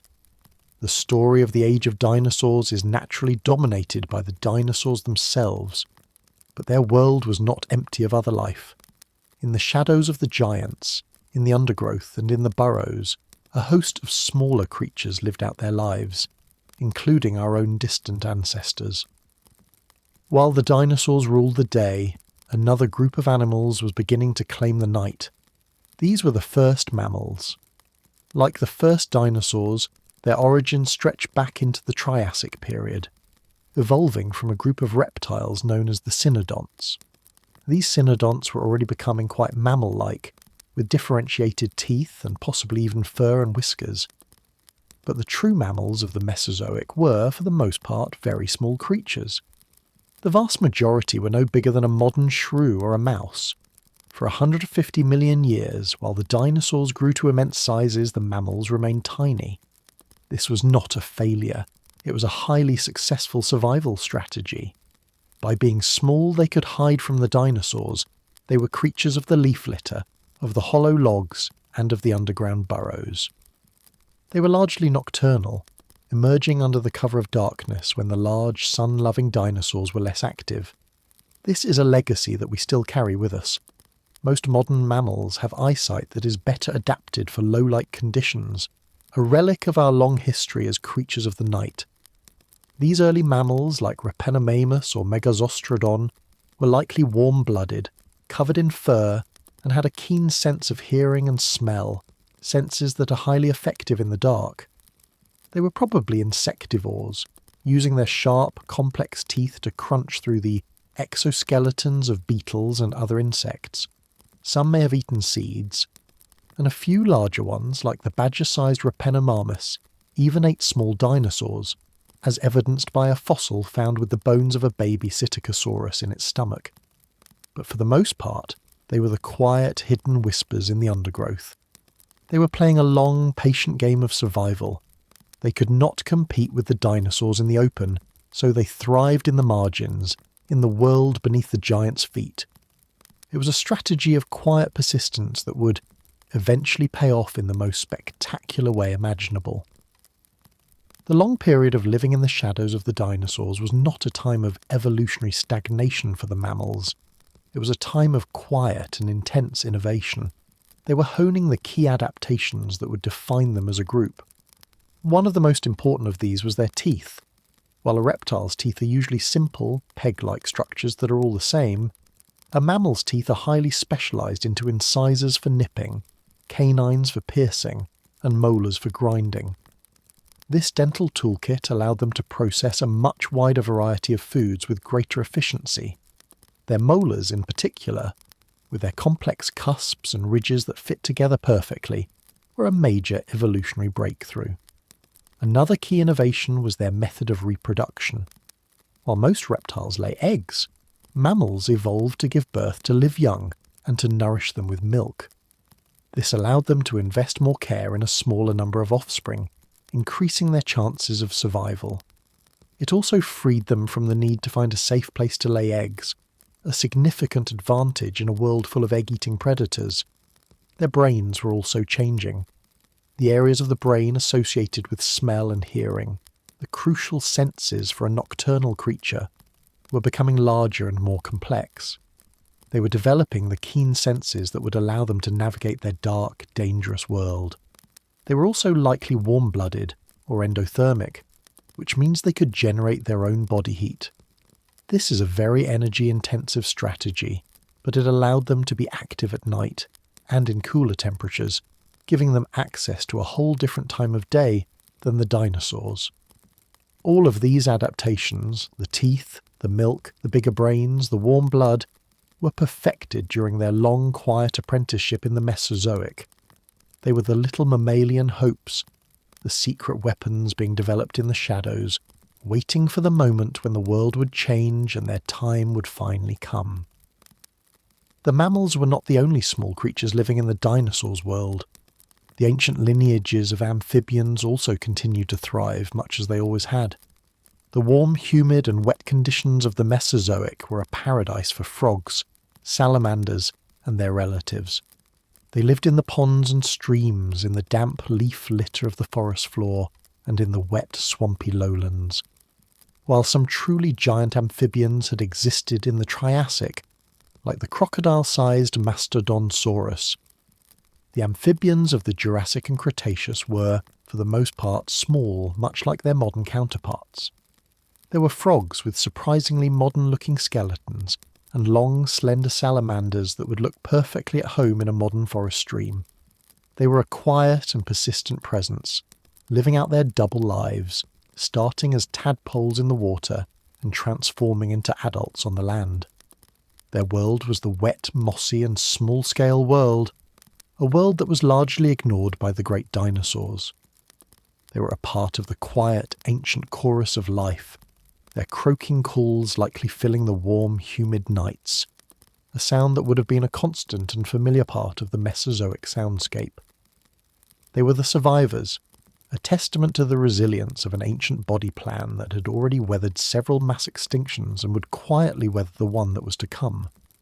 No ecosystem is complete without the constant quiet hum of insect life, and the Mesozoic was no exception. The world was teeming with them. The higher oxygen levels of the time, as we have considered, allowed some insects to reach impressive sizes. There were giant dragonflies, though not as large as their carboniferous ancestors, and a wide variety of large beetles and other bugs. The forests would have buzzed with the sound of cicadas, and the air would have been filled with flies, wasps and lacewings. Termites were building their complex nests, and cockroaches, as always, were scuttling through the undergrowth. The insects played a crucial role in the ecosystem. They were a major food source for the small mammals, amphibians, lizards, and the smaller dinosaurs. They were also the great decomposers, breaking down dead wood and other organic matter, recycling nutrients back into the soil.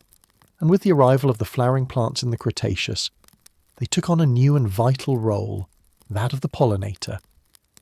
The co-evolutionary dance between flowers and their insect pollinators, like bees, butterflies and moths, was one of the great success stories of the Cretaceous. The insects got a rich source of food in the form of nectar, and the plants got a highly efficient and targeted way of reproducing. This relationship drove the explosive diversification of both groups, and it fundamentally reshaped the planet's ecosystems. The quiet buzz of a bee on a Cretaceous flower was the sound of a new world being born, a world of colour, scent, and intricate, beautiful partnerships. Beneath the feet of the dinosaurs, a whole world of other smaller reptiles was also thriving. There were lizards of all kinds skittering over the rocks and up the trunks of the great trees. The first true snakes evolved during the Cretaceous, slithering silently through the undergrowth, their long legless bodies a perfect adaptation for a life of stealth. In the rivers and lakes there were turtles and crocodiles. The crocodiles of the Mesozoic were particularly diverse and impressive, Some, like Dinosaurs, were true giants, reaching lengths of over 40 feet, and were powerful enough to prey on the dinosaurs that came to the water's edge to drink. There were also strange, land-dwelling crocodiles, and even herbivorous ones. This hidden diversity is a crucial part of the story. The Mesozoic was not just the age of dinosaurs, it was an age of incredible reptilian diversity in general. The world was filled with a rich and complex tapestry of life, and the dinosaurs, for all their size and magnificence, were just one, albeit very spectacular thread in that tapestry. To truly understand their world, we must remember the small and the hidden, the countless other creatures who lived and died in the shadows of the giants. As we conclude our look at this hidden world, let us appreciate the quiet and beautiful lesson it teaches us. It is a lesson about persistence. While the dinosaurs were the undisputed rulers of their time, their dominance was, in the grand scheme of things, temporary. The small, seemingly insignificant creatures of the undergrowth, the mammals, the birds, the insects, the amphibians, were the ones who were quietly biding their time. They were the great survivors. Their small size, their adaptability, and their less specialized needs made them more resilient in the face of environmental change. They were a quiet and steady undercurrent of life, flowing patiently beneath the dramatic waves of dinosaur evolution. They are a reminder that in the long story of life on Earth, it is not always the biggest or the most powerful that ultimately triumph. Often, it is the small, the humble, and the patient. The future of the planet, the world that would eventually give rise to us, was not being forged in the thunderous footsteps of the Tyrannosaurus, but in the quiet, rustling whispers of the tiny furry mammals that scurried, unseen, in the darkness below. We have observed the life of the Mesozoic in all its magnificent diversity. Now, let us turn our attention back to the planet itself, to the deep and powerful geological forces that were constantly, patiently, and sometimes violently reshaping the world that these creatures called home. Beneath the peaceful surface of the Mesozoic world, with its lush forests and tranquil seas, the Earth's heart was a cauldron of fire. The planet's mantle, the thick layer of hot, semi-molten rock between the crust and the core, was in constant slow motion. This motion is known as convection. It is a process you can see in a pot of simmering water, where hot water from the bottom rises, cools at the surface, and then sinks again. In the Earth's mantle, this same process happens on an immense scale and at an incredibly slow pace, with the simmering of the rock taking millions of years for a single cycle. These slow, powerful currents of moving rock are the engine of plate tectonics. They are the force that was pulling Pangaea apart, the force that was opening new oceans, and the force that was pushing continents across the face of the globe. This was a process of almost unimaginable power. Yet for any creature living on the surface, it would have been completely imperceptible. The movement of a continent, a few inches a year, is a speed so slow it is meaningless on the scale of a single lifetime. But over the vast expanse of geological time, it was this gentle, relentless rumbling from deep within the earth that sculpted the entire planet. It dictated where the mountains would rise and where the oceans would form. It determined the shape of the coastlines and the flow of the currents.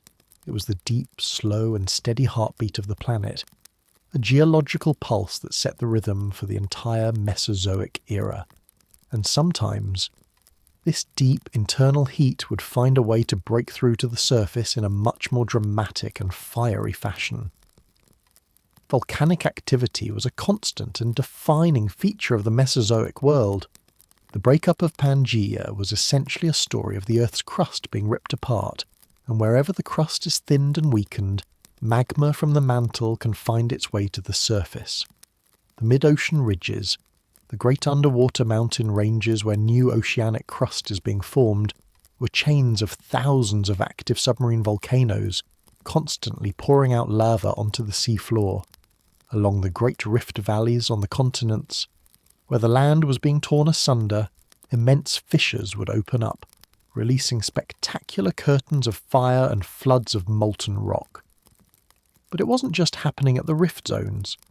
There were also vast hot spots, plumes of exceptionally hot material rising from deep within the mantle that would punch their way through the crust, creating massive volcanoes in the middle of the continents or oceans. The Mesozoic was a world of fire, not in a catastrophic world-ending sense, but in a slow, persistent, world-building one. These volcanoes had a profound effect on the entire planet. As we have seen, they were the source of the immense quantities of carbon dioxide that created the warm, greenhouse climate of the era. They also released other gases, like sulfur dioxide, which could cause short-term cooling events and acid rain. The vast layers of ash that they spewed out would have periodically blanketed huge areas of the landscape, and the lava flows would have paved over entire ecosystems. But they also created new land, new islands, and new, nutrient-rich soils that would eventually give rise to new, lush forests. The volcanoes were both a destructive and a creative force, the fiery breath of the planet that was constantly reshaping its surface and its atmosphere. As the tectonic plates moved across the Earth's surface, they didn't just pull apart, they also collided. When two continents collide, the rock is crumpled and buckled, and over millions of years it is pushed upwards to form great mountain ranges. The Mesozoic saw the beginnings of many of our modern mountain chains. The collision of Africa and Europe began to form the first iteration of the Alps. On the west coast of North America, an oceanic plate was slowly sliding beneath the continental plate, a process called subduction. This process caused the crust to thicken and also generated a great deal of volcanic activity, leading to the formation of a long chain of coastal mountains, the ancestors of today's Sierra Nevada and Rocky Mountains.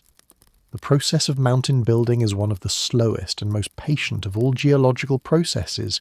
It is a silent battle of essence forces, played out over eons. For the dinosaurs living at the time, it would have been unnoticeable, except perhaps for the frequent earthquakes that would have shaken the ground in these active regions. But these rising mountains had a profound effect on their world. They created new topographies and new habitats, and most importantly, they altered the climate. Mountains act as great barriers to the wind and moisture, forcing the air to rise and release its rain on one side, creating a dry rain shadow on the other. The slow, stately rise of new mountain ranges was constantly and subtly redrawing the climatic map of the Mesozoic world. Sometimes, the volcanic activity of the Mesozoic was not confined to a single volcanic cone, but occurred on a truly epic scale. These events are known as flood basalt eruptions.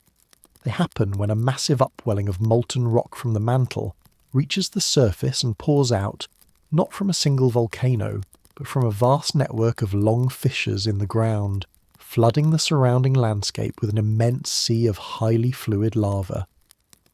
One of the largest of these events in Earth's history, the Central Atlantic Magmatic Province, occurred right at the boundary of the Triassic and Jurassic periods. It was a key part of the breakup of Pangaea, and it covered an area of over 4 million square miles with lava. Another, the Deccan Traps in what is now India, occurred at the very end of the Cretaceous period, and its environmental effects may have played a role in the extinction of the dinosaurs. To witness one of these events would be to witness the Earth bleeding. For thousands of years, fissure after fissure would open up, pouring out river after river of molten rock that would flow for hundreds of miles, burying everything in its path. The landscape would be transformed into a black, smouldering wasteland. The air would be choked with volcanic gases. These were not everyday events. They were rare and profound geological fevers, moments when the Earth's fiery heart beat with a terrifying and world-altering power. The vast, stacked layers of black volcanic rock that these events left behind are a silent, stony testament to the incredible power of the planet's internal heat engine. And so, the world of the dinosaurs was in a constant state of slow and sometimes fiery creation. It was a world being actively sculpted by the deep forces of the Earth, The dance of the continents, the fire of the volcanoes, and the slow rise of the mountains were all part of a single, interconnected story of geological change. These forces were the primary authors of the Mesozoic world. They created the landscapes that the dinosaurs walked upon, the shallow seas that the marine reptiles swam in, and the very air that they all breathed. It is a humbling and peaceful thought that the world is not a static stage upon which the drama of life unfolds, but an active and ever-changing participant in the story. The ground beneath our feet is not solid and eternal. It is alive, breathing and moving on a timescale that transcends our own. The continents are still drifting, the volcanoes are still erupting, and the mountains are still rising. We are living in just one quiet moment of this endless, patient, and magnificent process of planetary self-creation. For 186 million years, the Earth was the undisputed kingdom of the dinosaurs. Their world seemed stable, eternal, and destined to last forever. But the universe is a place of constant change, and even the most magnificent reigns must eventually come to a quiet and gentle end. Our story of the end begins not on Earth, but in the cold, silent darkness of deep space. 66 million years ago, a cosmic visitor, an asteroid or a comet at least 6 miles wide, was on a collision course with our planet. We can imagine its long, quiet journey through the solar system. For millions of years, it had travelled its own path, an anonymous wanderer among the stars. But a chance gravitational nudge from a distant planet, a subtle and random tweak to its orbit, had sent it on a new trajectory, a path that would, with fateful precision, intersect with that of the Earth. Its approach would have been completely invisible. Even in the final days and hours, it would have been just another faint moving point of light in a sky filled with stars, noticeable only to the most dedicated and non-existent of astronomers. The dinosaurs below continued their lives in blissful ignorance. The herds of triceratops browsed on the flowering plants. The great Tyrannosaurus stalked its prey through the forests, and the pterosaurs soared on the warm coastal breezes. The world was lush, vibrant, and full of life.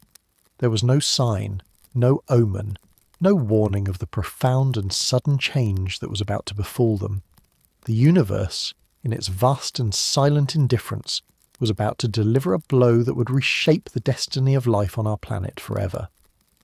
It was not an act of malice, but an act of cosmic chance, a random and unpredictable event that was about to bring the long, sunlit afternoon of the age of dinosaurs to a sudden and dramatic twilight. The impact itself was an event of unimaginable violence. The asteroid, travelling at tens of thousands of miles per hour, struck the Earth in the shallow waters of what is now the Yucatan Peninsula in Mexico. The energy released was equivalent to billions of atomic bombs, carving a crater over 100 miles wide in the Earth's crust. The immediate effects were catastrophic. A blast wave of superheated air and a colossal tsunami would have obliterated everything for thousands of miles around. But the true, world-altering consequences were atmospheric. The impact vaporized not just the asteroid, but a huge amount of the Earth's crust, sending a colossal plume of vaporized rock, dust and soot high above the atmosphere. This fine-grained material then spread around the entire globe like a slow, inexorable exhalation of dust. Let us imagine this not as a sudden dark cloud, but as a gentle, pervasive blanket that slowly enshrouded the planet. For months, perhaps even years, this blanket of dust hung in the stratosphere, blocking out the sunlight. The world was plunged into a prolonged and eerie twilight. The sun, when it could be seen at all, would have been a dim, ghostly disk in a hazy grey sky. The effect on the planet was profound and swift.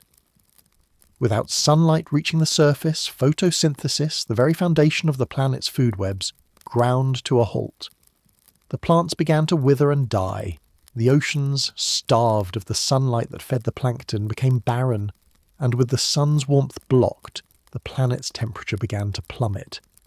The warm, gentle greenhouse world of the Cretaceous was plunged into a sudden and severe impact winter. The gentle, consistent climate that had nurtured the dinosaurs for so long was suddenly and fatally broken. It was this gentle, silent blanket of dust and the long, cold darkness it brought that was the true killing mechanism of the extinction. For the dinosaurs, this new, dark and cold world was a catastrophe. Their entire existence was built upon a foundation of botanical abundance.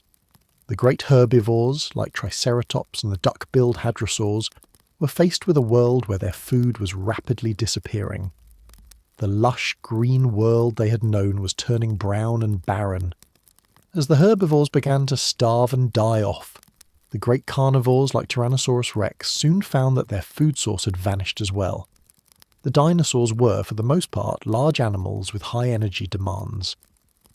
They simply could not survive in a world without food. Their size, which had been their greatest advantage for so long, now became their greatest vulnerability. They were trapped in their large, energy-hungry bodies, with nowhere to hide and nothing to eat. We can imagine this as a slow, quiet and inexorable fading. It was not a world of constant panicked roaring, but a world of growing silence. The thunderous footsteps of the giants grew fainter and fainter, their great bodies succumbing to starvation and cold.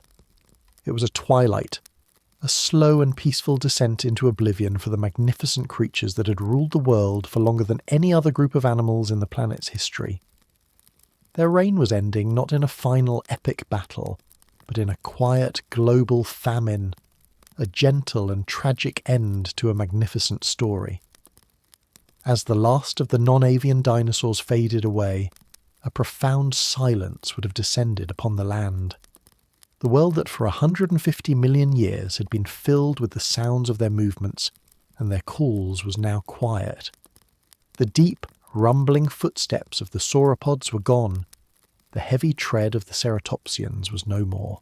The terrifying, ground-shaking roar of the Tyrannosaurus would never be heard again.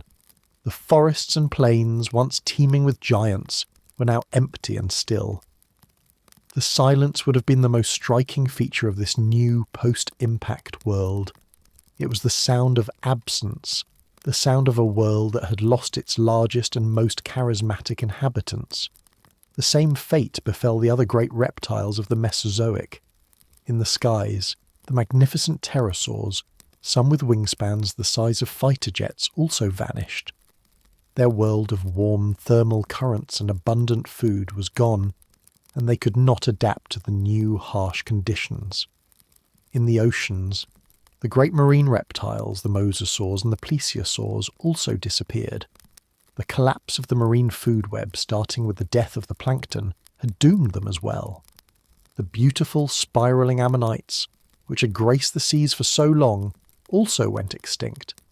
It was a great global pruning of the tree of life, a quiet and selective reaping that targeted the large, the specialized, and the magnificent. The world was now a much emptier and a much quieter place. But the story of the end of the Mesozoic is not just a story of death, it is also a story of transformation. The extinction event, for all its devastation, was also a great resetting of the evolutionary clock. It was like a forest fire that, while destroying the old tall trees, also clears the way for new life to grow in the sunlight that can now reach the forest floor. The disappearance of the dinosaurs left a profound ecological vacuum. All the rooms in the great ecological house that they had occupied for so long were now empty. The role of large herbivore was vacant. The role of apex predator was vacant. This was the single greatest opportunity in the history of the group that had been so patiently waiting in the wings. The mammals. The world, once transformed by the impact, was now a world of opportunity for the small, the adaptable and the resilient. The long dark winter eventually passed. The dust settled, the sunlight returned, and the plants, their seeds and roots having survived the darkness, began to grow again. But the world they grew into was a different one, a world where the old rulers were gone, and the path was clear for a new dynasty to begin its rise. The end of one era was, in reality, the slow, quiet, and fertile beginning of the next. Who were the survivors? They were the creatures that could hide from the initial devastation and could find food in a barren world. The small mammals, hiding in their burrows, were shielded from the worst of the impact's immediate effects. Their small size meant they needed less food to survive, and many of them were adapted to eat insects, seeds, and decaying matter. Food sources that were still available in the broken post-impact ecosystem. The amphibians and reptiles that lived in freshwater ecosystems like crocodiles and turtles also fared relatively well, as their food webs, based on detritus and decay, were less affected than the terrestrial ones. And in the skies, a small group of dinosaurs did survive. These were the birds. Their ability to fly allowed them to travel vast distances in search of food and refuge. Their beaks, in many cases, were adapted for eating seeds, one of the few food sources that would have been abundant after the plants had withered. These survivors were the seeds of the new dawn. They were the humble, quiet inheritors of a transformed and empty world.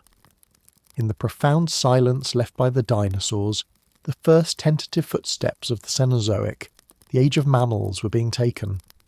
It was a new beginning, a quiet and hopeful morning after a long and terrible night, a testament to the incredible resilience of life and its endless ability to find a way forward, even in the face of the most profound and sudden of changes.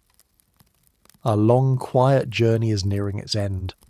We have walked the ancient lands, felt the warmth of the forgotten sun, and stood in the shadows of giants. Now, as we gently return to our own time, let us consider the echoes of that lost world that still resonate all around us and within us.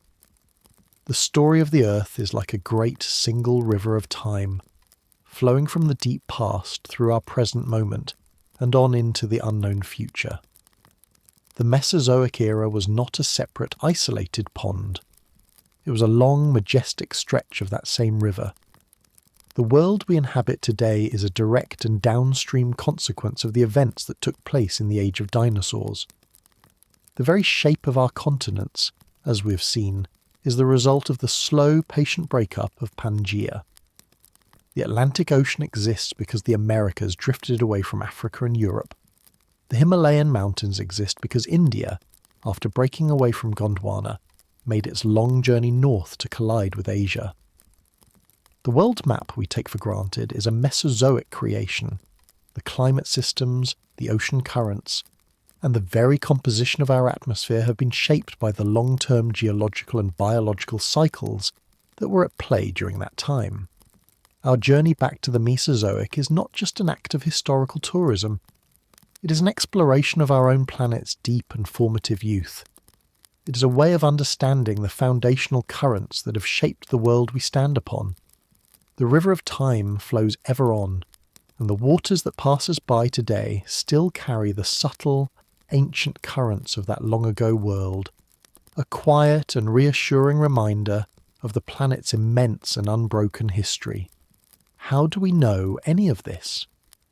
How can we speak with such gentle confidence about a world that vanished 66 million years ago? The answer lies in the Earth's greatest and most patient library, the fossil record. The fossil record is like a great ancient book, written in the language of stone, with each layer of sedimentary rock representing a different page. The fossils themselves are the words on those pages. A dinosaur bone, a fossilized leaf, the delicate impression of a feather, a footprint preserved in ancient mud. Each one is a piece of information, a whisper from the past. Paleontology is the art of learning to read this stone book. It is a slow and painstaking process. The book is incredibly old and has been damaged over time. Many of the pages are missing, torn out by erosion. Many of the words are faded and difficult to read, but by carefully collecting and comparing these stony words from all over the world, scientists can begin to piece together the story. A fossilized tooth can tell us what an animal ate. The structure of a bone can tell us how it moved. A fossilized nest of eggs can tell us about its reproductive behavior. The microscopic pollen grains preserved in the rock can tell us what plants were growing in the area. The chemical composition of a fossil shell can tell us the temperature of the ancient sea it lived in. It is a form of detective work that spans the eons. Every new discovery is like finding a new word, a new sentence, that helps to clarify the story. It is a story that is constantly being revised and refined as new evidence comes to light. The peaceful, majestic world we've been exploring tonight is a picture painted from millions of these tiny stony clues, a beautiful and intricate mosaic assembled from the fragmented whispers of a world that has long since passed into silence. The legacy of the Mesozoic is not just written in the fossil record, it is also buried deep beneath our feet in a much more tangible form. The immense biological productivity of that era, fueled by the warm, wet, carbon-rich conditions, created vast deposits of organic matter. The countless trillions of microscopic plankton that died and settled on the floor of the stagnant Mesozoic seas were, over millions of years, cooked by the Earth's heat and pressure into the vast reserves of oil and natural gas that our modern civilization is so dependent upon. The lush, swampy forests of the time, particularly from the Cretaceous period, were buried and compressed to form the great coal seams of the world. Our Industrial Revolution, our modern way of life, is, in a very real sense, powered by buried Mesozoic sunlight. The carbon that a fern captured from the ancient air, the energy that a tiny plankton harvested from the Cretaceous sun, is the same energy that we release when we burn these fossil fuels today. It is a profound and sobering connection.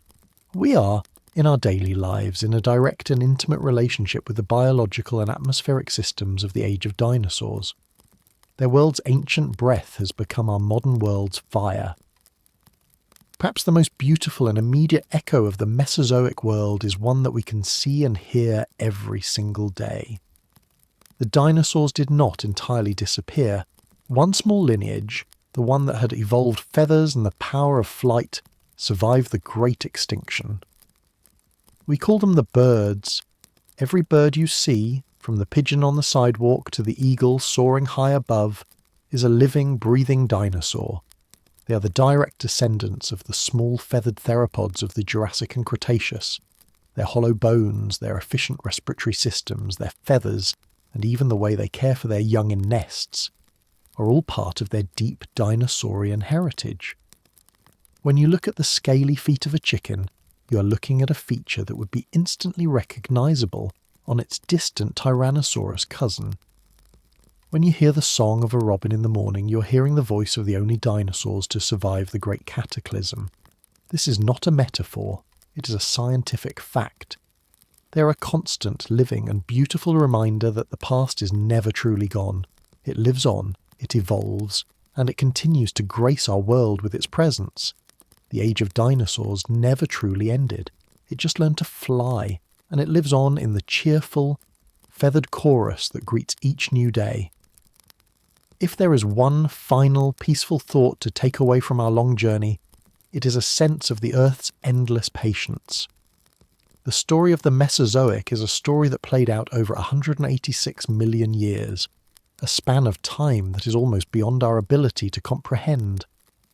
The continents drifted at the speed of a growing fingernail. The mountains rose grain by grain.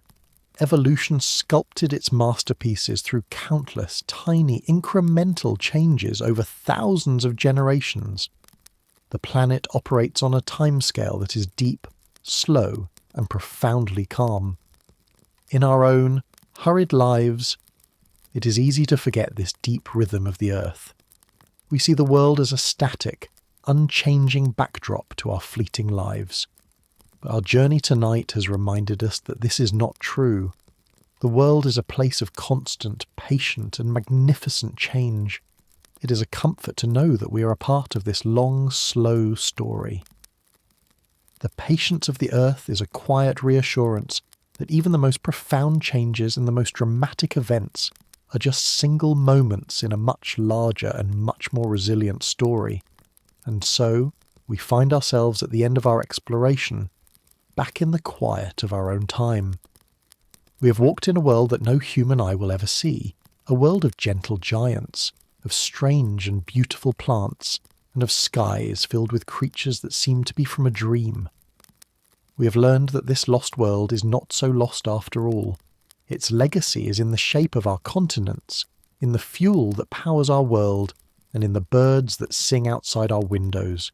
And perhaps most profoundly, its legacy is in the very fact of our own existence. The extinction of the dinosaurs was the event that cleared the way for our own ancestors, the mammals, to emerge from the shadows and to begin the long, evolutionary journey that would eventually lead to us. We are here because they are not. Our presence on this planet is a direct consequence of their absence. We are all, in this way, children of the Mesozoic, the inheritors of a world that was reshaped by a chance encounter with a visitor from the stars. We are all part of the same long and unbroken story of life on this planet. We are all fellow travellers on this shared Earth journey, a journey that began long before us and will continue long after us. And in this shared story, there is a sense of profound connection, a quiet and peaceful belonging to something much older and much grander than ourselves.